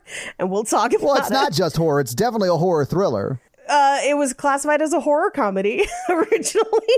We'll talk about it in Fun Facts. I mean, I could see there's some funny parts, but I don't think it's a comedy. I definitely think it's more of a thriller. A thriller, I think, is where I would put it. You'd have to change some of the directing style and some of the acting choices to make it a comedy. There are genuinely funny parts of this movie. I do think if it's a comedy, it's a dark comedy. But I think you could argue it. Like, I would not completely discount that. Anyway, so he says to her, like, "I'm going to tell you, but you're going to freak out." Yeah. But he says it in such a calm way. It's so freaky. He's like, "I'm going to sell your meat and your hair and other shit like that. People pay me a lot of money for it. It's a thing. I'm not going to kill you, at least not right away, because the fresher the meat, the better. I'm going to keep you alive as long as I can, unless you act up. And then until then, I'm going to take care of you. Like, as long as you don't act up, nothing bad has to happen." And she immediately lunges for him because he has gotten too close to her and tries to tackle him. But he knows exactly how far away he needs to be. So he knows how long the chain is. Exactly. He grabs her around the waist and tackles her back down and like tries to calm her down and literally says, "Stop being so dramatic." And you're like, she just found out you're going to sell her meat. Like, what do you mean stop being dramatic? But he sets her down and walks out of the room. And as she does kind of lunge at him a couple times, he does stand just out of the chain range. Yeah, which I think is a cool signal because this is before like you hear the other people he has in that basement area. She's not the first. Right. I was like, oh, this is clearly like he is a professional. Like he's done this a bunch. Yeah. But like at that point, I thought she was the only one there. And then when you start to hear the other voices, I was like, oh, shit. Yep. Yeah. So we cut to Molly, who's trying to call her and can't get any response, but gets a text back that says, "Hey, there's no service. I'll call later," and sends a picture of a waterfall. See, that's where I think he makes his mistake. I would have just taken her SIM card out and turned the phone off. And not tried to be her. Yeah. I don't think the picture of the waterfall is like what makes Molly question it. I think it's because she says, I love you, and she doesn't get the I love you more back because they've set that up as that's the way they say that to each other. Whoever says I love you first, the other person says I love you more, and he just responds with the heart. And she's like, that's not right. Yeah. So that's when she does the reverse image search of that waterfall. I think he's just buying time. But he doesn't have to buy time. Like, she's dead. Like, she's never coming back. You don't have to buy time. But he's buying time for the friend to, like, not investigate him right away. But it doesn't matter. Yeah, it does. Because, like, she's a person who knows he exists and can point people in his direction if she meddles. But the longer he goes, the more he can kind of, A, take Noah's body or potentially kill her, or clean up any loose ends. So, like, I suspect he does this to everybody. That's why he keeps the phone. And also, the more he can find out about them or, clear up stop people from looking, like, this is his insurance policy to try and keep the cops away. Is what this is. And Paige, you'll know this, but like the quicker you report someone missing, the more likely it is that you'll find that person. So he might just be even buying time because, he doesn't want get past 48 hours. Yes, exactly. Yeah. So like he wants to make it as difficult as possible for them to find him, knowing that there's always an element of risk when you do shit like this, right? Yeah, exactly. So meanwhile, we cut back to the house. Noah is screaming and crying and screaming for help. And this is where we first hear the voice in the wall. And we find out that this is Penny. Yeah. And she says, I can't help you. We're in the same boat. And she says that she was in town visiting and met Steve. And she doesn't know how long she's been here or what time of day it is. And she doesn't have much family, so people won't be looking for her. And Noah says, me neither. And in part, we know that's because she told Steve about it on the dates. So, like, that's part of why he targeted her. Yeah. And so she asks if there are others. We learn that there's at least one other named Melissa who, unfortunately, is no longer on this plane of mental existence because of the trauma she has experienced. Yeah. She's the one that's just singing the whole time, right? Right. Yeah. Yes. And she does die during the movie. They don't spend a lot of time on it, but... Well, they end up eating her. Yeah, they end up eating at least part of her later. And at this point, Noah's like, we have to get out of here. So she's already planning an escape. We cut to Molly at her office, and she's Googling Steve. She's trying to find out, like, who is this guy? She can't find anything. She texts Noah again, but Noah isn't sending any more pics, and she says she needs a technology break, and this is where you get the I love you and then heart, not I love you more. Yeah. And Molly immediately is like, something's up. Yeah, that ain't right. So she Google image searches the waterfall, sees that it's a picture from a blog from a completely different place, and now she knows something is wrong. Right. Meanwhile, Noah's at Steve's house, and she hears music upstairs. And we cut to upstairs where Sebastian Stan just goes ham in the kitchen for like the entirety of Animotion's obsession. It's honestly one of my favorite parts of the movie just because he is like, yes, this is like the epitome of if you're doing something you love, you'll never work a day in your life. Like he is just dancing around, cutting up a person. It's wild. But, yes. but I love it. He makes it look so fun, guys. I'm going to burn a fun fact right here. Please do. This was one of his audition scenes. I can't believe they made him audition. Sorry. Okay. Where they told him to basically choose a song and like self-tape because this is during COVID. Yeah. And then he released that tape on Instagram when the movie came out. Awesome. So if you guys want to watch it later, I do have it. It is a very funny video. I'll watch that for sure. It's just him in his own kitchen, which is pretty hysterical. Awesome. So this is where we see the process of how he deals with the meat. This is where we see him dancing around with Melissa's leg. Yeah. We do find out that this is Melissa. Yeah. And it is definitely a pork butt designed to look like a human leg. Yeah. It does look really believable, though. Like all of the meat that you see like bone in looks really believable. Yeah. And it's one of those things where, like, this is going to sound terrible. If you work with raw pork, like if you barbecue, like really barbecue a lot, you can immediately tell it's pork, just the color and the texture. Sure. But if you don't, it looks very believable as a leg. Yeah. And to be honest, pork is the closest human meat analog. Sure. So I think think that's why they chose it. Yeah. Because it does look believable. Yeah. But essentially, he cuts and tenderizes the different cuts of meat. He vacuum seals them, and then he seals them in boxes with personal affects from the person the meat came from. So like a lock of hair. He's got all of Melissa's like bras and panties from her luggage for the trip away for the weekend, I would assume. Yeah. I think he uses the same story with all the women, right? Exactly. And that way he gets them to bring personal effects. Like in one of them, you see like a hair dryer and stuff like that. Stuff that they would bring for a weekend away. Yeah, exactly. So he seals them up and he packs it. And it's very interesting. The logo on all of the stuff he's packing is like Baphomet. Yeah. But with like other little like wine and whatever around it. He stacks the boxes by the door for pickup. And this is where we meet that other business partner who doesn't talk much and who is unaccounted for at the end. And he comes and picks up the boxes. Well, at the end, he's putting Sebastian Stan on ice. That's true. Yes. But he's packing the boxes and we get a mini montage of rich dudes opening the boxes. Yeah. We cut to Noah's room where he's serving her fettuccine Alfredo and trying to get her to try the cake. And she says that she needs to shower. And he still flirts with her like they're on a date where he's like, alone? Sorry, I was joking. Like, it's wild.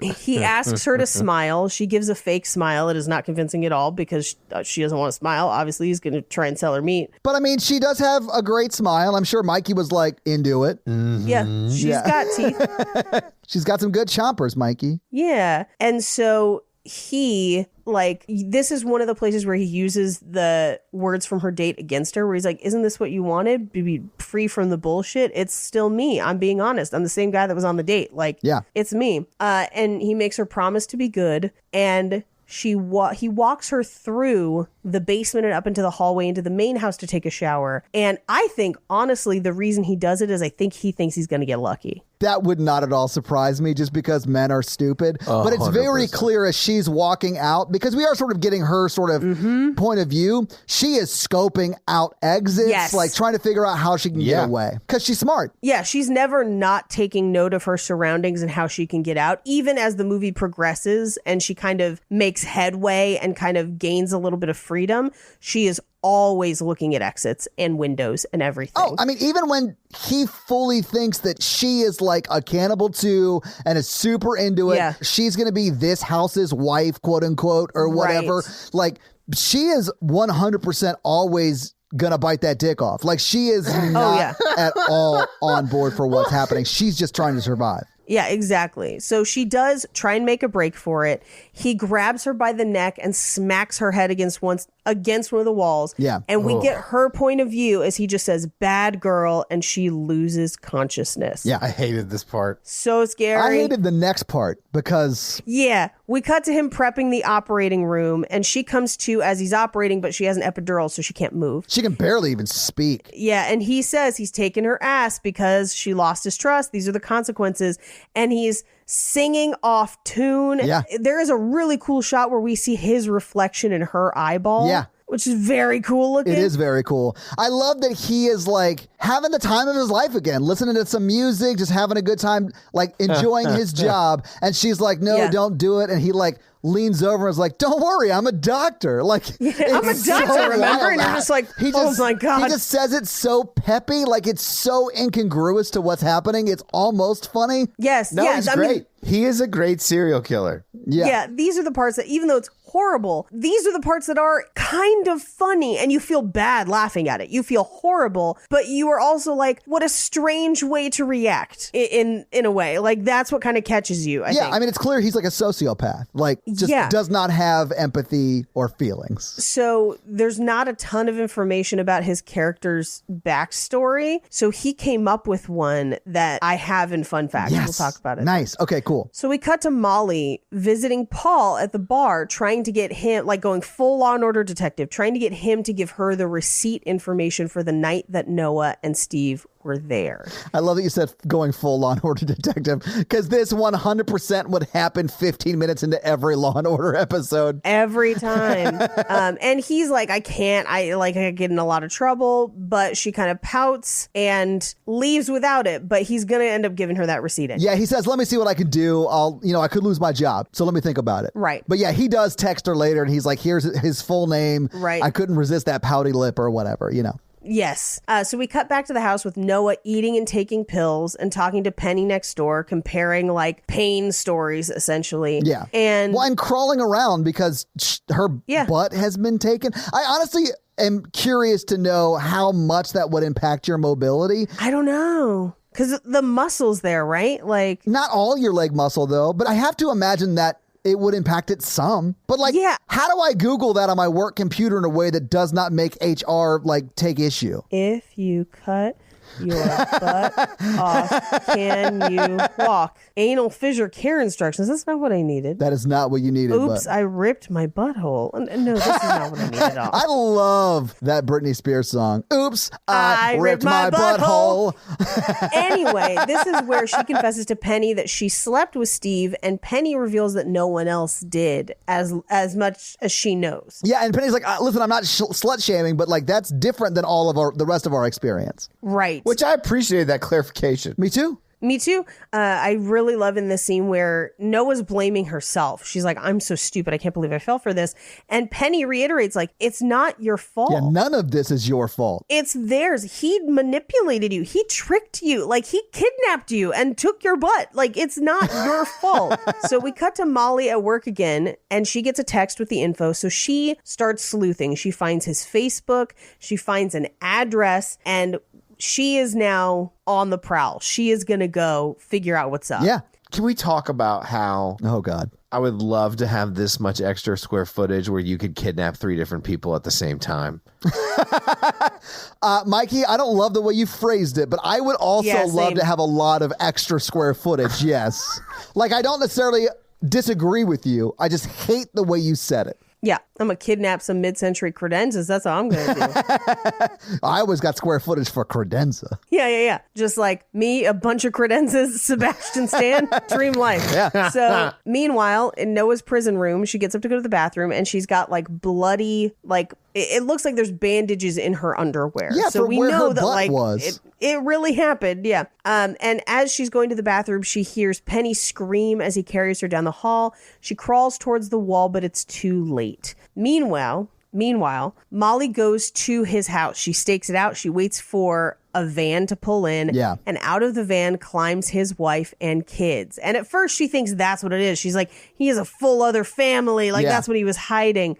Meanwhile, we cut back to Noah and he's given her a magazine.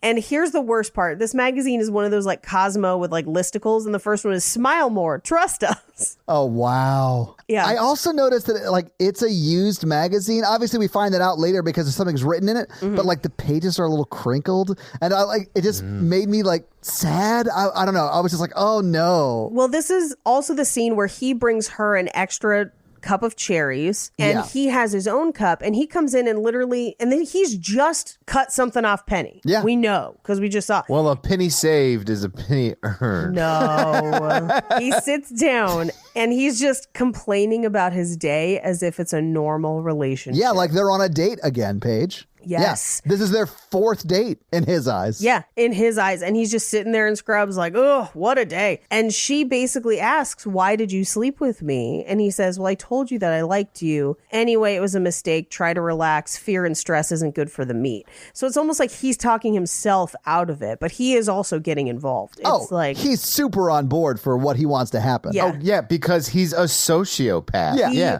Crazy. Yeah. In the spine of the magazine, as she's reading it, she finds a note from a girl before. And it says, if you're reading this, he likes you. Use it and keep fighting. And then it's signed Sam Akbari. Yeah. Now, we will never meet Sam. We will eventually see her picture and find out that she has passed. But this is basically the thing that kind of keeps Noah going and kind of redirects her escape plans. So she calls out to try and talk to Penny to try and see if Penny's still alive. Because at any point, any one of them could no longer be alive. Yeah. And Penny responds and she's like, no, we're like, we're getting out. I know you're sad. I know it's bad, but we're going to leave. Like, we are going to get out of here. And Penny says, I hope he fucking chokes. Yeah. And then gets a tapeworm. She goes even more. I love what she said, because she's like, she does. I hope that he shits his insides out and bleeds through his eyes and shit. Like, she hopes the people eating the meat do. She said, because we get cuts of him in the operating room, and she says, I hope his weirdo friends shit and puke out of their eyes. And then we get super cuts of the rich guys opening and eating the meat. And Noah basically just says, stay strong. We cut to the bar where Paul gets a text from Molly, and she shares her location. Yeah. We know that she's at the house. So now he has the location of her phone. She goes up to the house, and Anne answers the door. This is our first time meeting her. Yeah. And we find out, at least in the fake version of Steve's life, I guess, is Steve's wife. Yes. And so she lets Molly in, and Molly is like, I think she might have been seeing your husband. Have you seen this girl? And Anne's like, no. And I don't even know if that is my husband. I can't tell from that picture. Meanwhile, back at the house, and this is where I think the house is maybe closer than we thought, because he comes to visit Noah dressed to leave, because it's the outfit that we'll see him in moments later. And he asks Noah if she needs anything, and Noah asks him what the meat tastes like. And he says it depends on where it's from and how it's prepared, but if it's done right, it's fucking exquisite. Yeah. Like nothing you've ever had before. And he's kind of like confused by her asking, but he just goes like, and then leaves. Meanwhile, back at his other house, Anne is denying it. She's like, it's not him. He doesn't go out of town. I'm so sorry. You should talk to the police about your friend. But as they're talking, he comes home and introduces himself as Brendan, which we know is his actual first name. Yes, but his middle name is Steve. He goes by Steve. Yes. Yeah. And so he's like, no, I'm so sorry. There must be some mistake. I think you have the wrong house. I'm so, sorry we couldn't help you. And as Molly's about to leave, she calls Noah's phone. And it rings. Oh, this part was so good. Because Steve has it, and he says, oh, it's you. You really shouldn't have done that. And before he can do anything or get to her, the wife gets Molly from behind, and she is knocked out. Yeah. Because at a certain point, you were worried that maybe his wife didn't know, but then this is where you find out, like, she's in on it. Yeah. She's a part of this. She may be a willing participant, but she may be not a willing participant. But she is a part of it. We don't know. She's a part of it. I think she's got to take. She was a victim at some point. We know she was. I mean, we haven't seen it yet in the movie. So we're most sexual abusers, but like they have to be held accountable too. For sure. Oh, and she is held accountable. She gets killed in this movie. Like, she gets killed in this movie. Anyway, so like Paul tries texting Molly. He doesn't get a reply. We cut to Steve putting Molly in the trunk, and he just says, Noah said we'd get along. Fuck! And then he slams the trunk. He's so mad. It's funny. It's a very funny shot. But we cut to later that night where he basically barges into Noah's room and he's like, why'd you ask me what it tastes like? And she's like, I guess I was curious. And he's like, you expect me to believe that? And I think he's trying to see if she signaled Molly somehow. Oh, I think he's been thinking about that question since they had that conversation, because he's like, I think he's like sort of gaslighting himself into believing that she is like him because he likes her, right? I think it's that too. Yeah. So he proposes that they go to dinner, which I took as him testing her, where it's like, oh, you're curious? Let's see how curious you are, basically. Yeah. So he brings her new clothes. We cut to Paul eating a burger in his car, and this is where the texts go to green, which means it's no longer on the Apple network. But he clicks the location again, and it does send a location marker for her phone, but now it's in a completely different place. And he screenshots what the location is, way up in the mountains. So back at Steve's house, the other house, not the prison house, he's getting ready for bed. So is Anne. And he tells her that he's going to be late tomorrow night because it's something for the clients. But we really know that it's dinner with Noah. Yeah. So he's hiding it from her. Yes. But he says, good teamwork today, kisses her and goes to bed. We watch as Anne goes to get into the shower. And as she pulls down her jeans, we see that she has one prosthetic leg where he has clearly taken her leg. Yeah. We cut to him running. And I don't know why this shot is so funny to me, but it's like he's winning a fucking race. Like he is chewing all the damn scenery just running. It's really funny. I mean, it's not just like a run. He's on a full out sprint. Like he is charging at the camera. Mission. Yeah. we get a shot of his fridge where we reveal that there's human meat in that fridge. Yes. In like the house he shares with his quote unquote wife and kids. Yeah. He slices off a piece of what is clearly human prosciutto that he is like, he's cured. Now, if you know anything about prosciutto, that means that he has been killing for over 2 years, because it takes almost 2 years to fully cure prosciutto. I mean, I assumed he'd been doing it a lot longer than that, because he's got this shit down to a science. Probably. I thought his kids were going to be veal. So we cut to the prison house. He goes down into the meat locker, and this is where there's body parts and a full torso. Yeah. And he picks a cut of meat and dumbwaiters it up. And this is where this made me laugh too. And you shouldn't, because it's terrible. But he's got a torso and he makes human ribs in the backyard. With a chainsaw. Yeah. With a chainsaw. Mikey, did you laugh at all during this movie? Yeah. Oh, I didn't. Yeah. The chainsaw and the ribs was making me laugh. Did you not? No, not at all. I laughed less than Paige. I mean, Paige was still like, he looks really hot cutting that torso up. Ooh, look at him out there chainsawing his feelings through that human rib. She's like, he can gnaw on my ribs. Paige had some weird group text going on when she was watching it. I was like, oh I loved God. this movie. I was just trying to get you to watch it. But I also, this falls closer to dark comedy than horror for me. And I think in part because of the ending. If it had not ended the way it did, it would definitely be horror for me. But with that kind of triumphant ending, it felt kind of the same way that, like, you know how there are parts of Inglourious Bastards or Django Unchained that are funny? Even in a serious movie, kind of like that. Anyway, so he takes those ribs and basically grinds up short ribs to make like short rib meatballs is what he's doing. But he brings her up for dinner and he says, I'm not going to drug you again. And he is kind of preparing the like meatballs and pasta for her, and she's scoping out the door and the window exit options. And as he's doing it, she's asking, when did he first try it? He says, I was 18 or 19, and it wasn't an overnight thing. It was kind of horrifying, but I couldn't tell anybody or share anybody with it. And then I found this community, and now this is like my thing. And it's about giving yourself over to somebody, basically being fully consumed by someone, becoming one with someone else forever. And that's a beautiful thing, which is a terrifying way to look at it. Yeah. Super scary. Yeah, it is. But he also reveals to her that literally it's so expensive because no one else can get it. Like, that's why he does it. It's furnishing this entire crazy house and everything. And he reveals that the meatball dish that he just cooked her is basically 30 grand. Yeah. For just that. And it would have been more if she was still alive. So we now find out that this is a dead person previously named Hope. Yeah. Which they have a good laugh about. Yeah.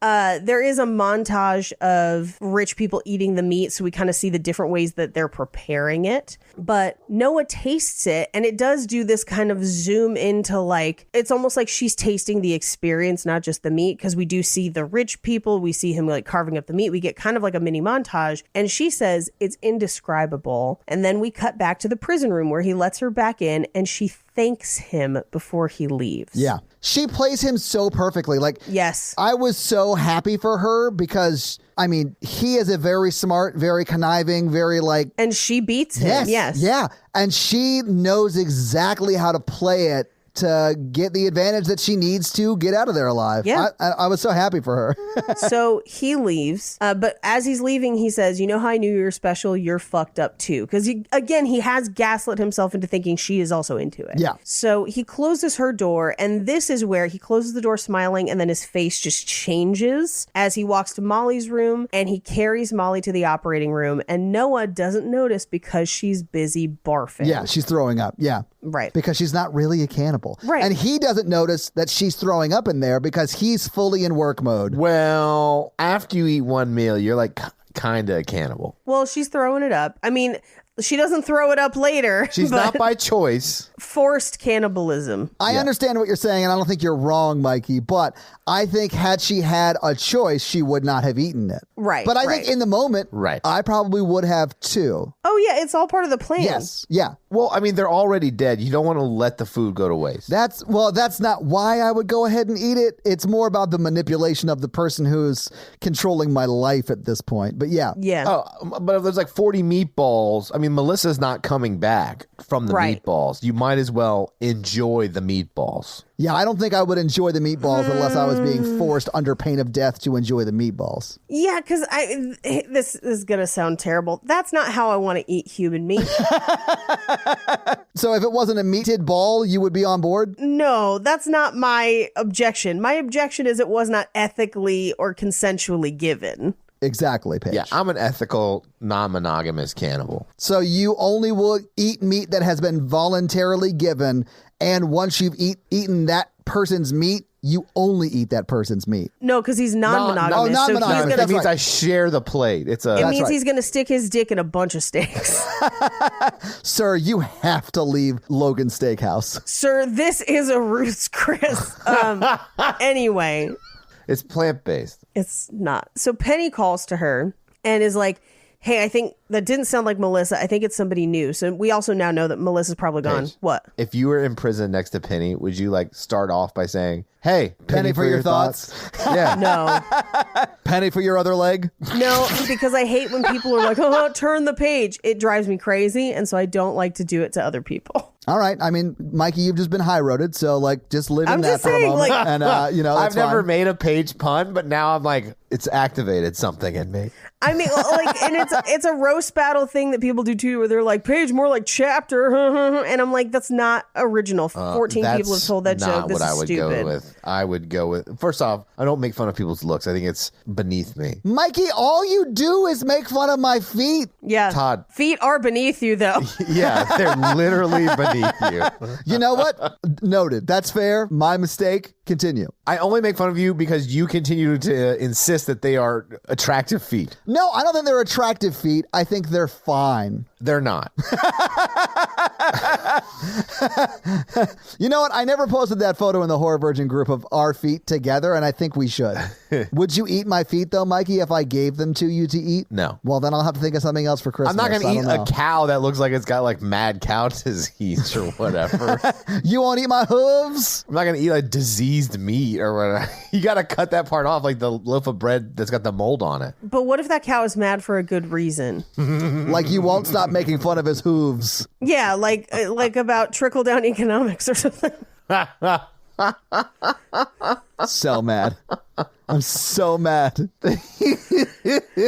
Anyway, so Penny alerts Noah to the idea that maybe Melissa's already gone and there's somebody new. We cut to Molly on the operating table. Do we ever find out what he cut off of Molly? It's her breast. I thought so. And he makes Noah eat it. They eat it later. Yeah, fuck. That's what I thought. Okay. All right. Yeah. Hate that. All right. Now, Paul can't get her location anymore, but he did screenshot it. And we cut to Noah's room where she and Penny are talking. And Penny's like, sometimes I wonder if you're real or just an imaginary friend, but I'm glad that we had the chance to talk. And Noah says, I wish I could see you. And the camera comes up and over the wall. Yeah. And we see Penny on the other side, missing both an arm and a leg. Yeah. We cut back to Noah's room where Steve comes to give her a dress and invite her on another date. Now, what I do find very funny is the new clothes he gave her. It's a Reiki healing shirt.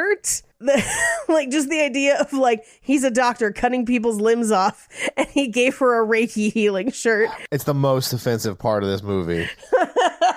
Sorry. Just like I feel like that had to be tongue in cheek. Maybe not. I don't know. Do you mean the clothes she's wearing when he brings in the dress for her to wear later? Yes, yeah. Yeah, I assumed those were her clothes. They might have been. We don't for sure know. He brings them in a bag. Yeah. So we don't know if he picked them or if they were hers. Yeah. Either way, to me, it was kind of funny that she has on a Reiki healing shirt. Yeah, no, I mean, it is funny, but like I just assumed they were hers. They might be. But either way, the joke is still funny. Yes. I don't love this dress. I don't love it either. It just doesn't show off her ass enough. Well, Mikey, I have bad news for you. Those cheeks can no longer clap. I have heard from some people online where they feel like the dress is meant to infantilize her, and I think that's very valid. That Sure. probably I'd buy that. into it. It's a terrible dress, though. I also think they had to do a dress that was looser since the ass thing happened. Yeah, I think that's part of it. I also think that it reminds me of the Pretty in Pink dress, which I also don't love as a dress. So like, It's been a while since I've seen that. I don't love the dress. But he invites her to dinner again that night, and he says, "I'll pick you up at 7." And she says, "I have no idea what time it is." And he just says, "I know." And then leaves. Yeah. And it's So he leaves her makeup by the mirror so she can freshen up. We get a montage of him laying clothes out, taking off his wedding ring, getting texts from Anne, and then putting the phone away. In that box. Yeah. Yeah, it's like a full-blown date. We see her getting ready. She practices smiling to try and make it look real, which is... That was so creepy, man. Like, yeah. She does such a great job in this movie. I mean, I think Sebastian Stan probably has the harder job, but she's also amazing in this movie. Yeah. Yeah. Like, watch Normal People. You'll see truly how amazing she is. Oh, I'm sure. Yeah. That show made me sob multiple times. No joke, Mikey. I cried harder in that movie than I have in any movie in the past 3 years. And it's a miniseries. It's not a movie, but still, like, it's so heartbreaking. If you have a fresh breakup, don't watch it. So he comes to pick her up, and it is he's treating it like a date, except that she is handcuffed. So he's like walking her around in handcuffs, unlocking and locking her to the table. Listen, I don't judge if people want to use handcuffs consensually on a date. Consensual this handcuffs, is clearly whole not different consensual, bar. right? Yeah, exactly. Right. So he serves her a multi-course people meal, and his whole thing is like, nobody's ever really cooked for you because you haven't had family, and everyone should. It's like a way to show love to people. But he's also serving her people. Like, it's like human pate and then breast meat. And this is clearly Molly's breast meat. Yeah. And it is, according to her, all delicious because he is clearly a good cook, like from what we see, but also... You also can't take her word for it. She's going to say whatever she needs to say to get his dick in her mouth so she can bite it off. Exactly. Yeah. Or as she calls it, dessert. Well, and we don't know if she bites it off or if she just bites him on the vein because it does still appear to be there. Like, let me just put it to you this way. I've seen a horror movie where someone bites a dick off and you see that dick hit the floor. And in this one, it's still unclear. I think in reality, it would be very hard to bite a dick off because it's all... Let's put it this way. In the movie I saw, she did it with the south mouth. So... You're talking about teeth. Yeah. Still haven't seen that. I've dodged that bullet for 212 episodes or whatever. It's mostly like cartilage, right? So I mean, it'd be very. You'd have to take more than one bite, is what I would say. Yeah. Yeah. I thought that she definitely bites him there. I think she gets him on one of the big veins because he bleeds a lot. Yeah. So. Well, all the blood's there. Anyway, at the dinner table, he realizes that he forgot to cuff her.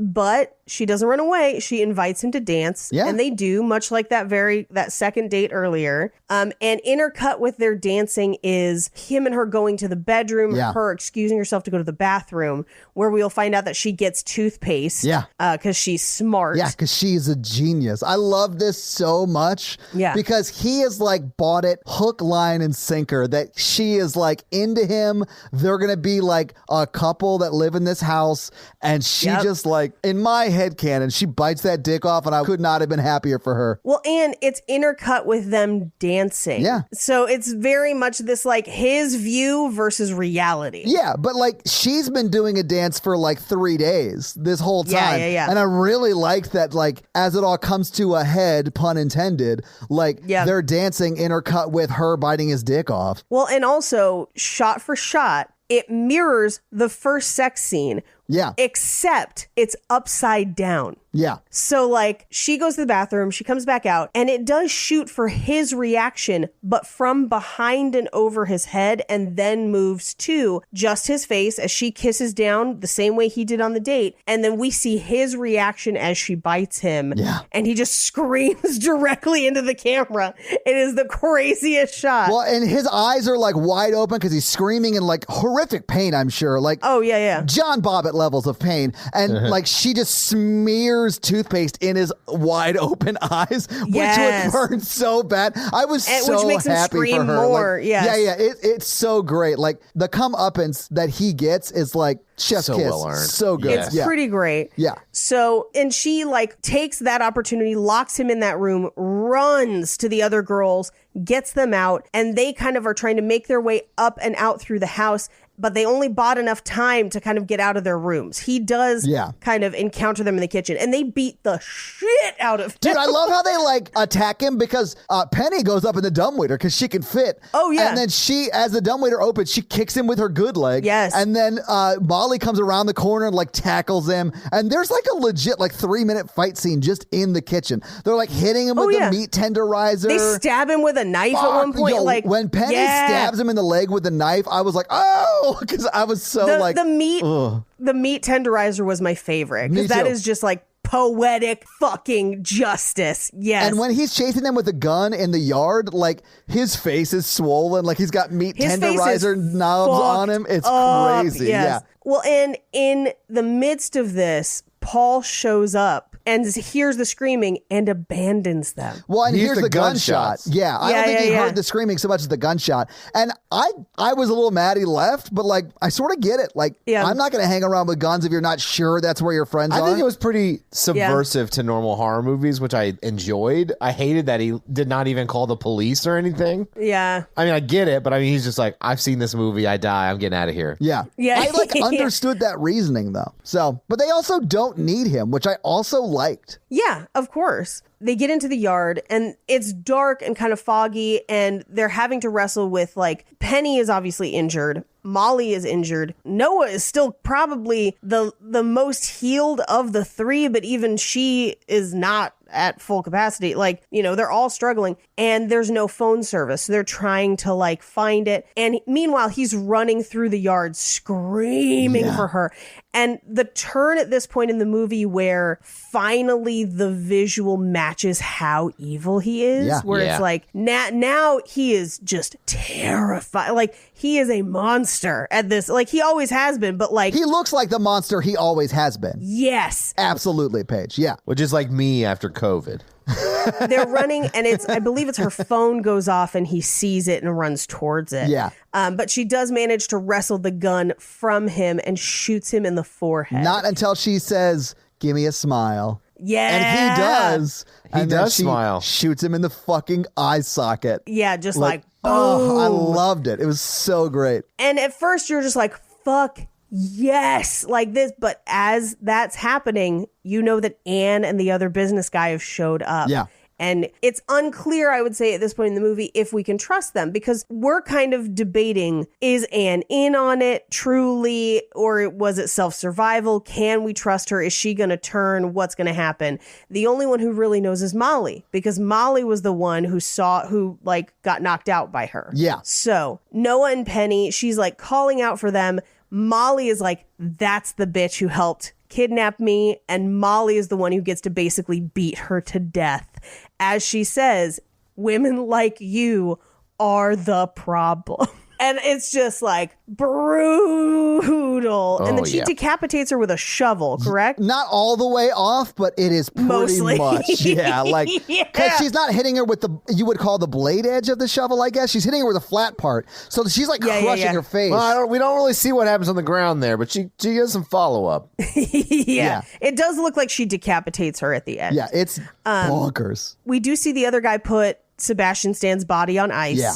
But other than that, we don't really get a follow-up to any of that happening. The girls do get away, or at least we assume they get away. Yeah. We don't fully see them escape. But as they're getting away, Noah gets a text on her phone that just says, "You up?" ? And that's the movie. Did you see who the text was from? Oh, Chad. crap. It was from Chad, yeah, right. who was the guy she went on the first date with. Oh, shit. I did not make that connection, even though she watches. I just saw the name and I went to IMDb and looked at who. I don't think they ever say his name in that first scene, but yeah, I thought that was really funny. After Molly kills the wife and then like tells Noah that he was married, and her like surprise with that was so funny. I can't believe he was married, and you're like, that's the part. It is pretty great. So having seen the movie Fresh, having talked about the movie Fresh, what did you guys think about the movie Fresh? Super enjoyed it. I really, really liked it. Yeah, I mean, I'll never watch this movie again. It was a very uneasy feeling the whole time throughout this movie, but even I can admit, even though I didn't love watching it, it's a great, great movie. Like, it's very well done. I really liked the way that it's shot, but also the way that some of the parts of the story is framed. I really enjoyed this movie. I will definitely watch it again. Yeah, sure. But Paige, do you have some fun facts for us? I do. Well, hit us with your fun facts. Some fresh fun facts. As I mentioned, this was made by Disney. It was originally made for Disney Plus. It was like their first R-rated movie, and there was a whole bunch of hoopla around it. This is part of why Disney Plus had to launch that thing where you have an adult profile and a kid profile. Yeah, and you had to put in your password. Because of this movie. Nice. Yeah. Now, part of the confusion is I actually found reviews of this movie by people who I guess did no research around it and just watched it. And one of the reviews was like, not a comedy, because this was originally listed as a dark comedy. Not a comedy, and definitely don't take your kids to this. And I was like, who would take children to this movie? But they gave it 1 star because they're like, it's not kid friendly. I can't believe Disney did this. Like, I have to assume that's someone that had only seen Sebastian Stan's Marvel work and was like, yeah, it's Winter Soldier, and hasn't seen his like every other movie work. So Mimi Cave, who directed this movie, this is her first feature directorial debut. Previously, she directed a lot of music videos and a few other things, but for a first movie, holy shit, she does an amazing job. This movie is directed so well. Yeah. So good. I wonder who the cinematographer was on this. Oh, I don't know. I could find out. Because they also did a great job. Oh, yeah. So Lauren Kahn, who wrote this, so this is written by a woman, directed by a woman. Yeah. Lauren Kahn also kind of did some punch up on The Other Guys and Step Brothers and a couple other things. So she is known for comedy. Yeah. And this is like one of her first, like, definitely her first foray into horror. Is it the guy? No, sorry. So the guy who's the cinematographer on this is also the cinematographer for Hereditary and Midsommar. Yes. See, this is why I fucking love this so much. That makes so much sense, man. His name is Powell, and I'm probably going to butcher the last name. I'm so sorry. Pogorzelski? Yeah. I'm sure I butchered that, but I'm a huge fan of his work. Dude's amazing. And also, Martin Pensa edited, and the editing in this is amazing, but Martin Pensa also edited Dallas Buyers Club and a couple other things that are like really, really famous. Yeah. They had a good team. Yeah, dream team on this movie. It makes sense as to why it came out so good. Yeah. So when Noah and Steve are having dinner about 75 minutes into the movie, and this is the first dinner, not the second one, the song playing in the background is a violin cover of the Radiohead song Exit Music for a Film. The closing lines in that song are, "We hope that you choke, repeated 3 times. And this immediately follows Penny's line of, "I hope he fucking chokes." Yeah. So that was kind of a cool, like, insidery Easter egg. This movie is set in Portland, but none of it's filmed in Portland.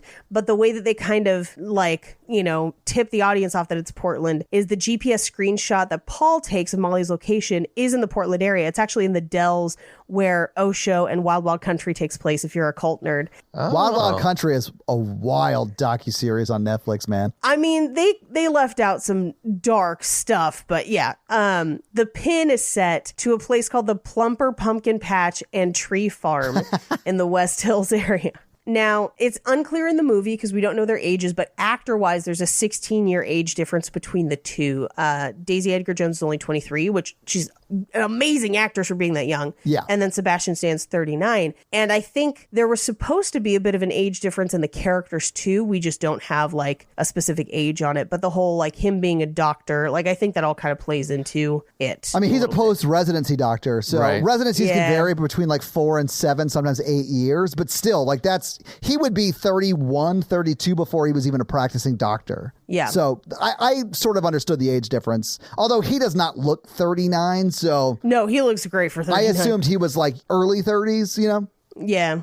Now, there's a French song playing while Noah and Steve are on the way to his house. And the translation of the phrase that is in the song is, "While waiting for the end of the world, you want to believe that the story ends up all right," which is some... Like, Get Out does stuff like this too, but I love that it's happening in this movie also. And then also the note that he doesn't eat animals. Now, backstory. So Steve doesn't have a backstory in the movie because it's really not his movie. It's Noah's movie. But Sebastian Stan made up a backstory about how basically the first time he tried meat. We don't know all the details for it, but what we do know is that based on his backstory, he asked the makeup department to give him a scar, basically implying that came into play at some point in his backstory, and it's only visible in one part of the movie at the very end when his shirt is open and she's kind of about to bite him. Yeah. And it's something that after finding it for fun facts, I watched for it on the second watch, and it is clearly visible. You can actually see it, but it's like right above his belly button. Okay. So if you're curious, he asked them to put that there. It was there the entire production, even though it's unseen. He wanted it there as like a personal, like, character method acting reminder. Cool. So there's that. And then if you want to watch the audition tape, go for it. I think we should watch it when we're done and then put it up on Patreon. Okay. Yeah. So let's talk some box office. Yes. This is going to be real short. Yeah, because this did not get a theatrical release, even though it should have. So what do you think the budget for Fresh was? I think this is like Invisible Man, where it's probably cheaper than you think. Okay. So I'm going to put this at $10 million. All right, Mikey, do you have a guess? I say 5. Okay. It was actually, I didn't get a firm figure, between $15 and $20 million is what I saw everywhere online. Gotcha. It looks good for that amount of money. It really does. It really does.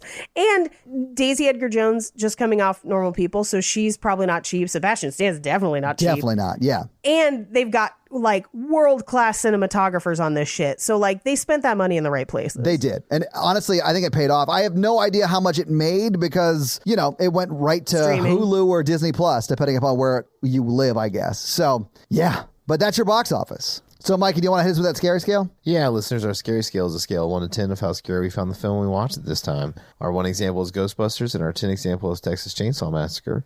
Paige. This is a 1 for me, I would say. Todd. I'm going to give it a 3. Not super scary, but it was tense almost the entire time. Oh, I'm going to give it a 1. That checks out. There are no jump scares, and that's usually what gets me, but it was pretty oppressively tense.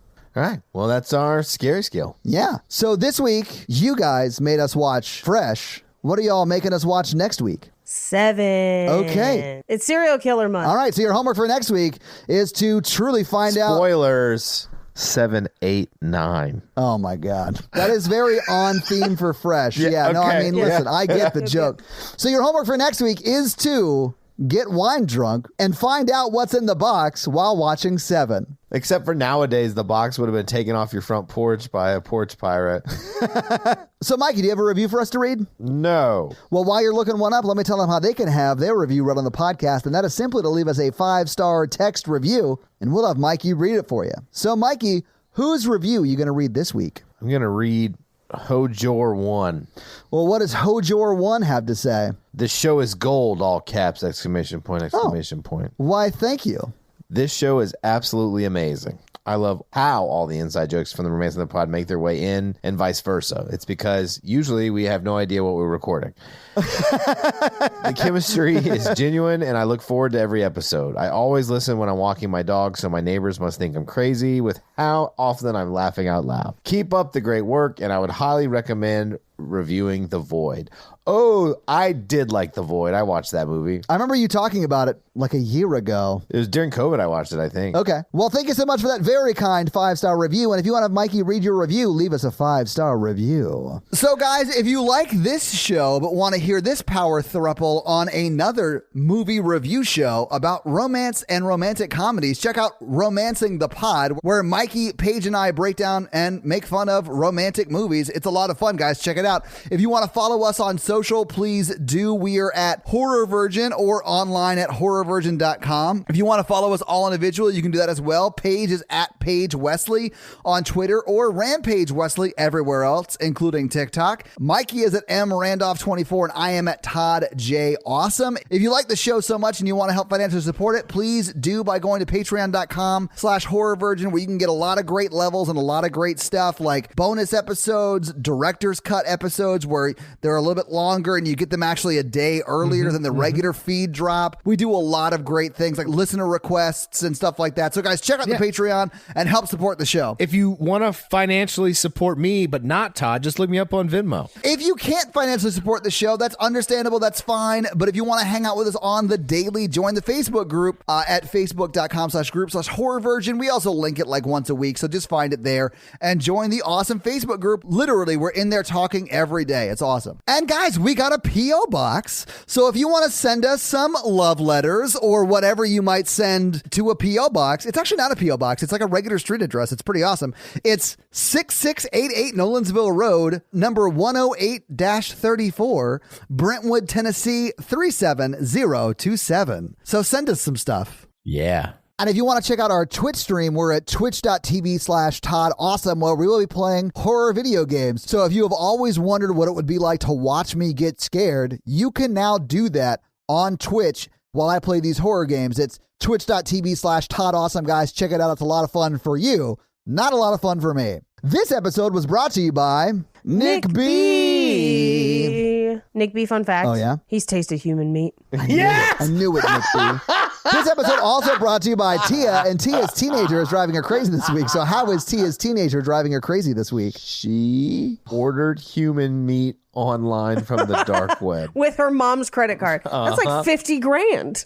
People meat is very expensive. It's the most dangerous and expensive game. Mm-hmm. This episode also brought to you by the number Jeff, and Jeff wants you to check out his podcast, Kissing Jessica Jones, where each week they break down an episode of the Jessica Jones Netflix TV show or Agent Carter, or they've recently moved on to WandaVision. So if you want to check out a recap show on any of those shows, check out Kissing Jessica Jones. So Jonathan did send me a new video for us to watch. Are you guys ready? You guys are gonna hate it. This one's called Scary Stories Tell in the Dark, Spider Zit Scene. Oh. We've watched this movie. Yeah, you guys did the movie. You and I did. Paige, I don't know if you've seen this. I've seen this. I hate this so much, though. It's gross. This really grossed me out. Ugh. Call Dr. Sandra Lee. Is she the pill? Oh, my She got God. good teeth. Do you say she's got good teeth? She has spiders coming out of a zit on her face, and you're like, would hit. Yeah, he doesn't discriminate against people with spider face. Yeah. Oh, this is the part where he sticks the little leg. Ah, I hate it. That leg would fall off, by the way. Like, if she... if she pulled it. Oh, my God. Oh, my God. It looks too fake. They could have done better. Yeah. Oh, my God. Don't scream. They'll go in your mouth. Oh, I hate everything about that. All right. Or do scream, ladies.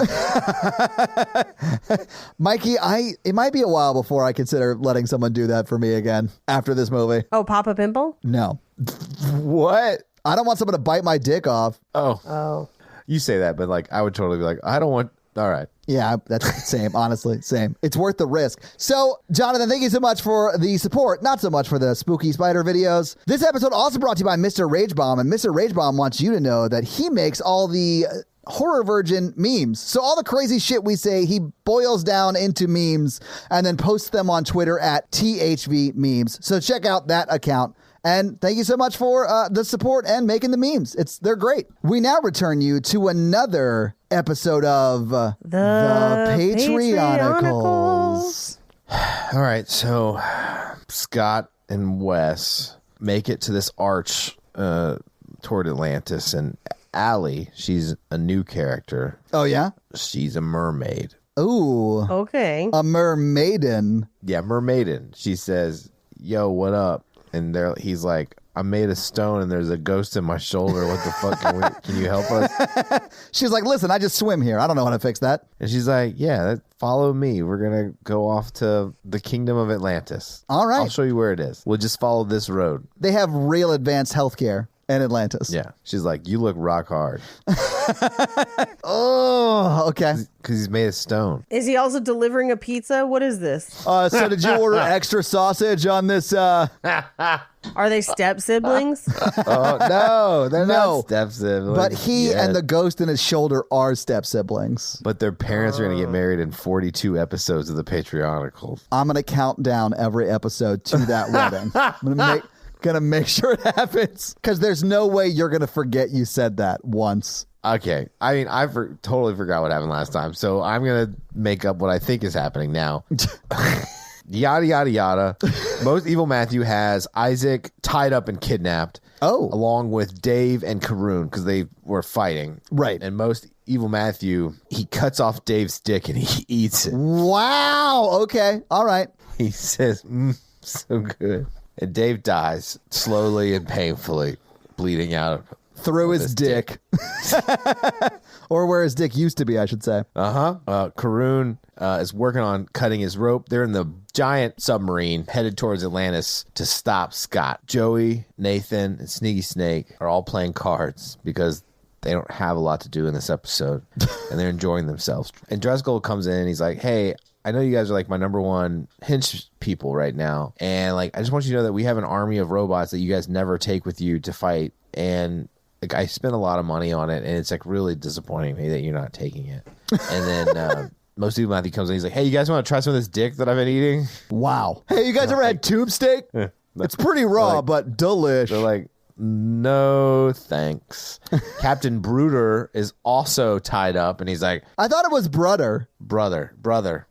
Captain Brother. Just remember Captain Brother.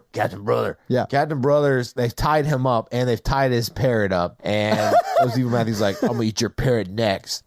Just like I ate that dick. Brother's like, what the fuck? Mikey is cracking himself up, Paige. I know. I'm sleepy with sillies. I got the sillies. It is pretty late for us. It's 11 o'clock already. Okay, since they captured everyone on that pirate ship, Kaylee is tied up as well, and Most Evil Matthew is like, come on, baby, don't you want to get back with me? I didn't mean any all that stuff. And she's like, you got dick blood all over you, and I hope I never see you again. How did she know it was dick blood? It's me, Detective Dick Blood. First name Dick, last name Blood. Well, Danielle and Aaron were like, that looks like dick blood.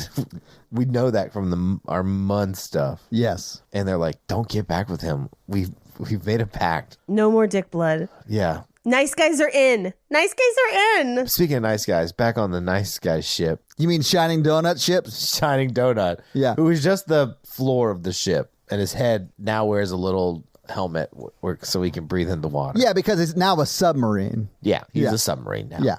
Captain Kate, she's declared herself captain, and she's like, where's Atlantis? And Amy's like, I'm an astronaut, not an underwater astronaut. I'm an astronaut, not an underwater knot. Yeah. And Jennifer with a PH is now on this submarine. She's like, my best friend's been kidnapped by her ex-boyfriend who's abusive and terrible, Most Evil Matthew. And everybody's like, yeah, we know him. He's a total dick. We've heard he's the most evil. He's the most evil. But our friends Scott and Wes we gotta go get them and get them too. So they figured out where. They're all headed towards this big castle where this road is heading on the bottom of the Marianas Trench. And everybody's headed towards that. Scott and the mermaid Allie go through the gate, and Captain Kate's submarine is close behind them to try to like help them or rescue them or whatever. And that's what happens this week. All right. Well, I guess we'll have to wait till next week to find out what happens in Atlantis on another episode of the Patreonicals. That's going to be it for us, you guys. I'm Paige. I'm Mikey. And I'm your horror virgin, Todd. Keep it oogie spooky. Yeah. Have a great week. Bye. Bye. Sebastian stands. Yes, though. Paige, your face lit up. Oh, absolutely. I know. He was on Noah's spit list. Spit out that dick tip list. Oh, that poor dick tip. See you next week. Bye.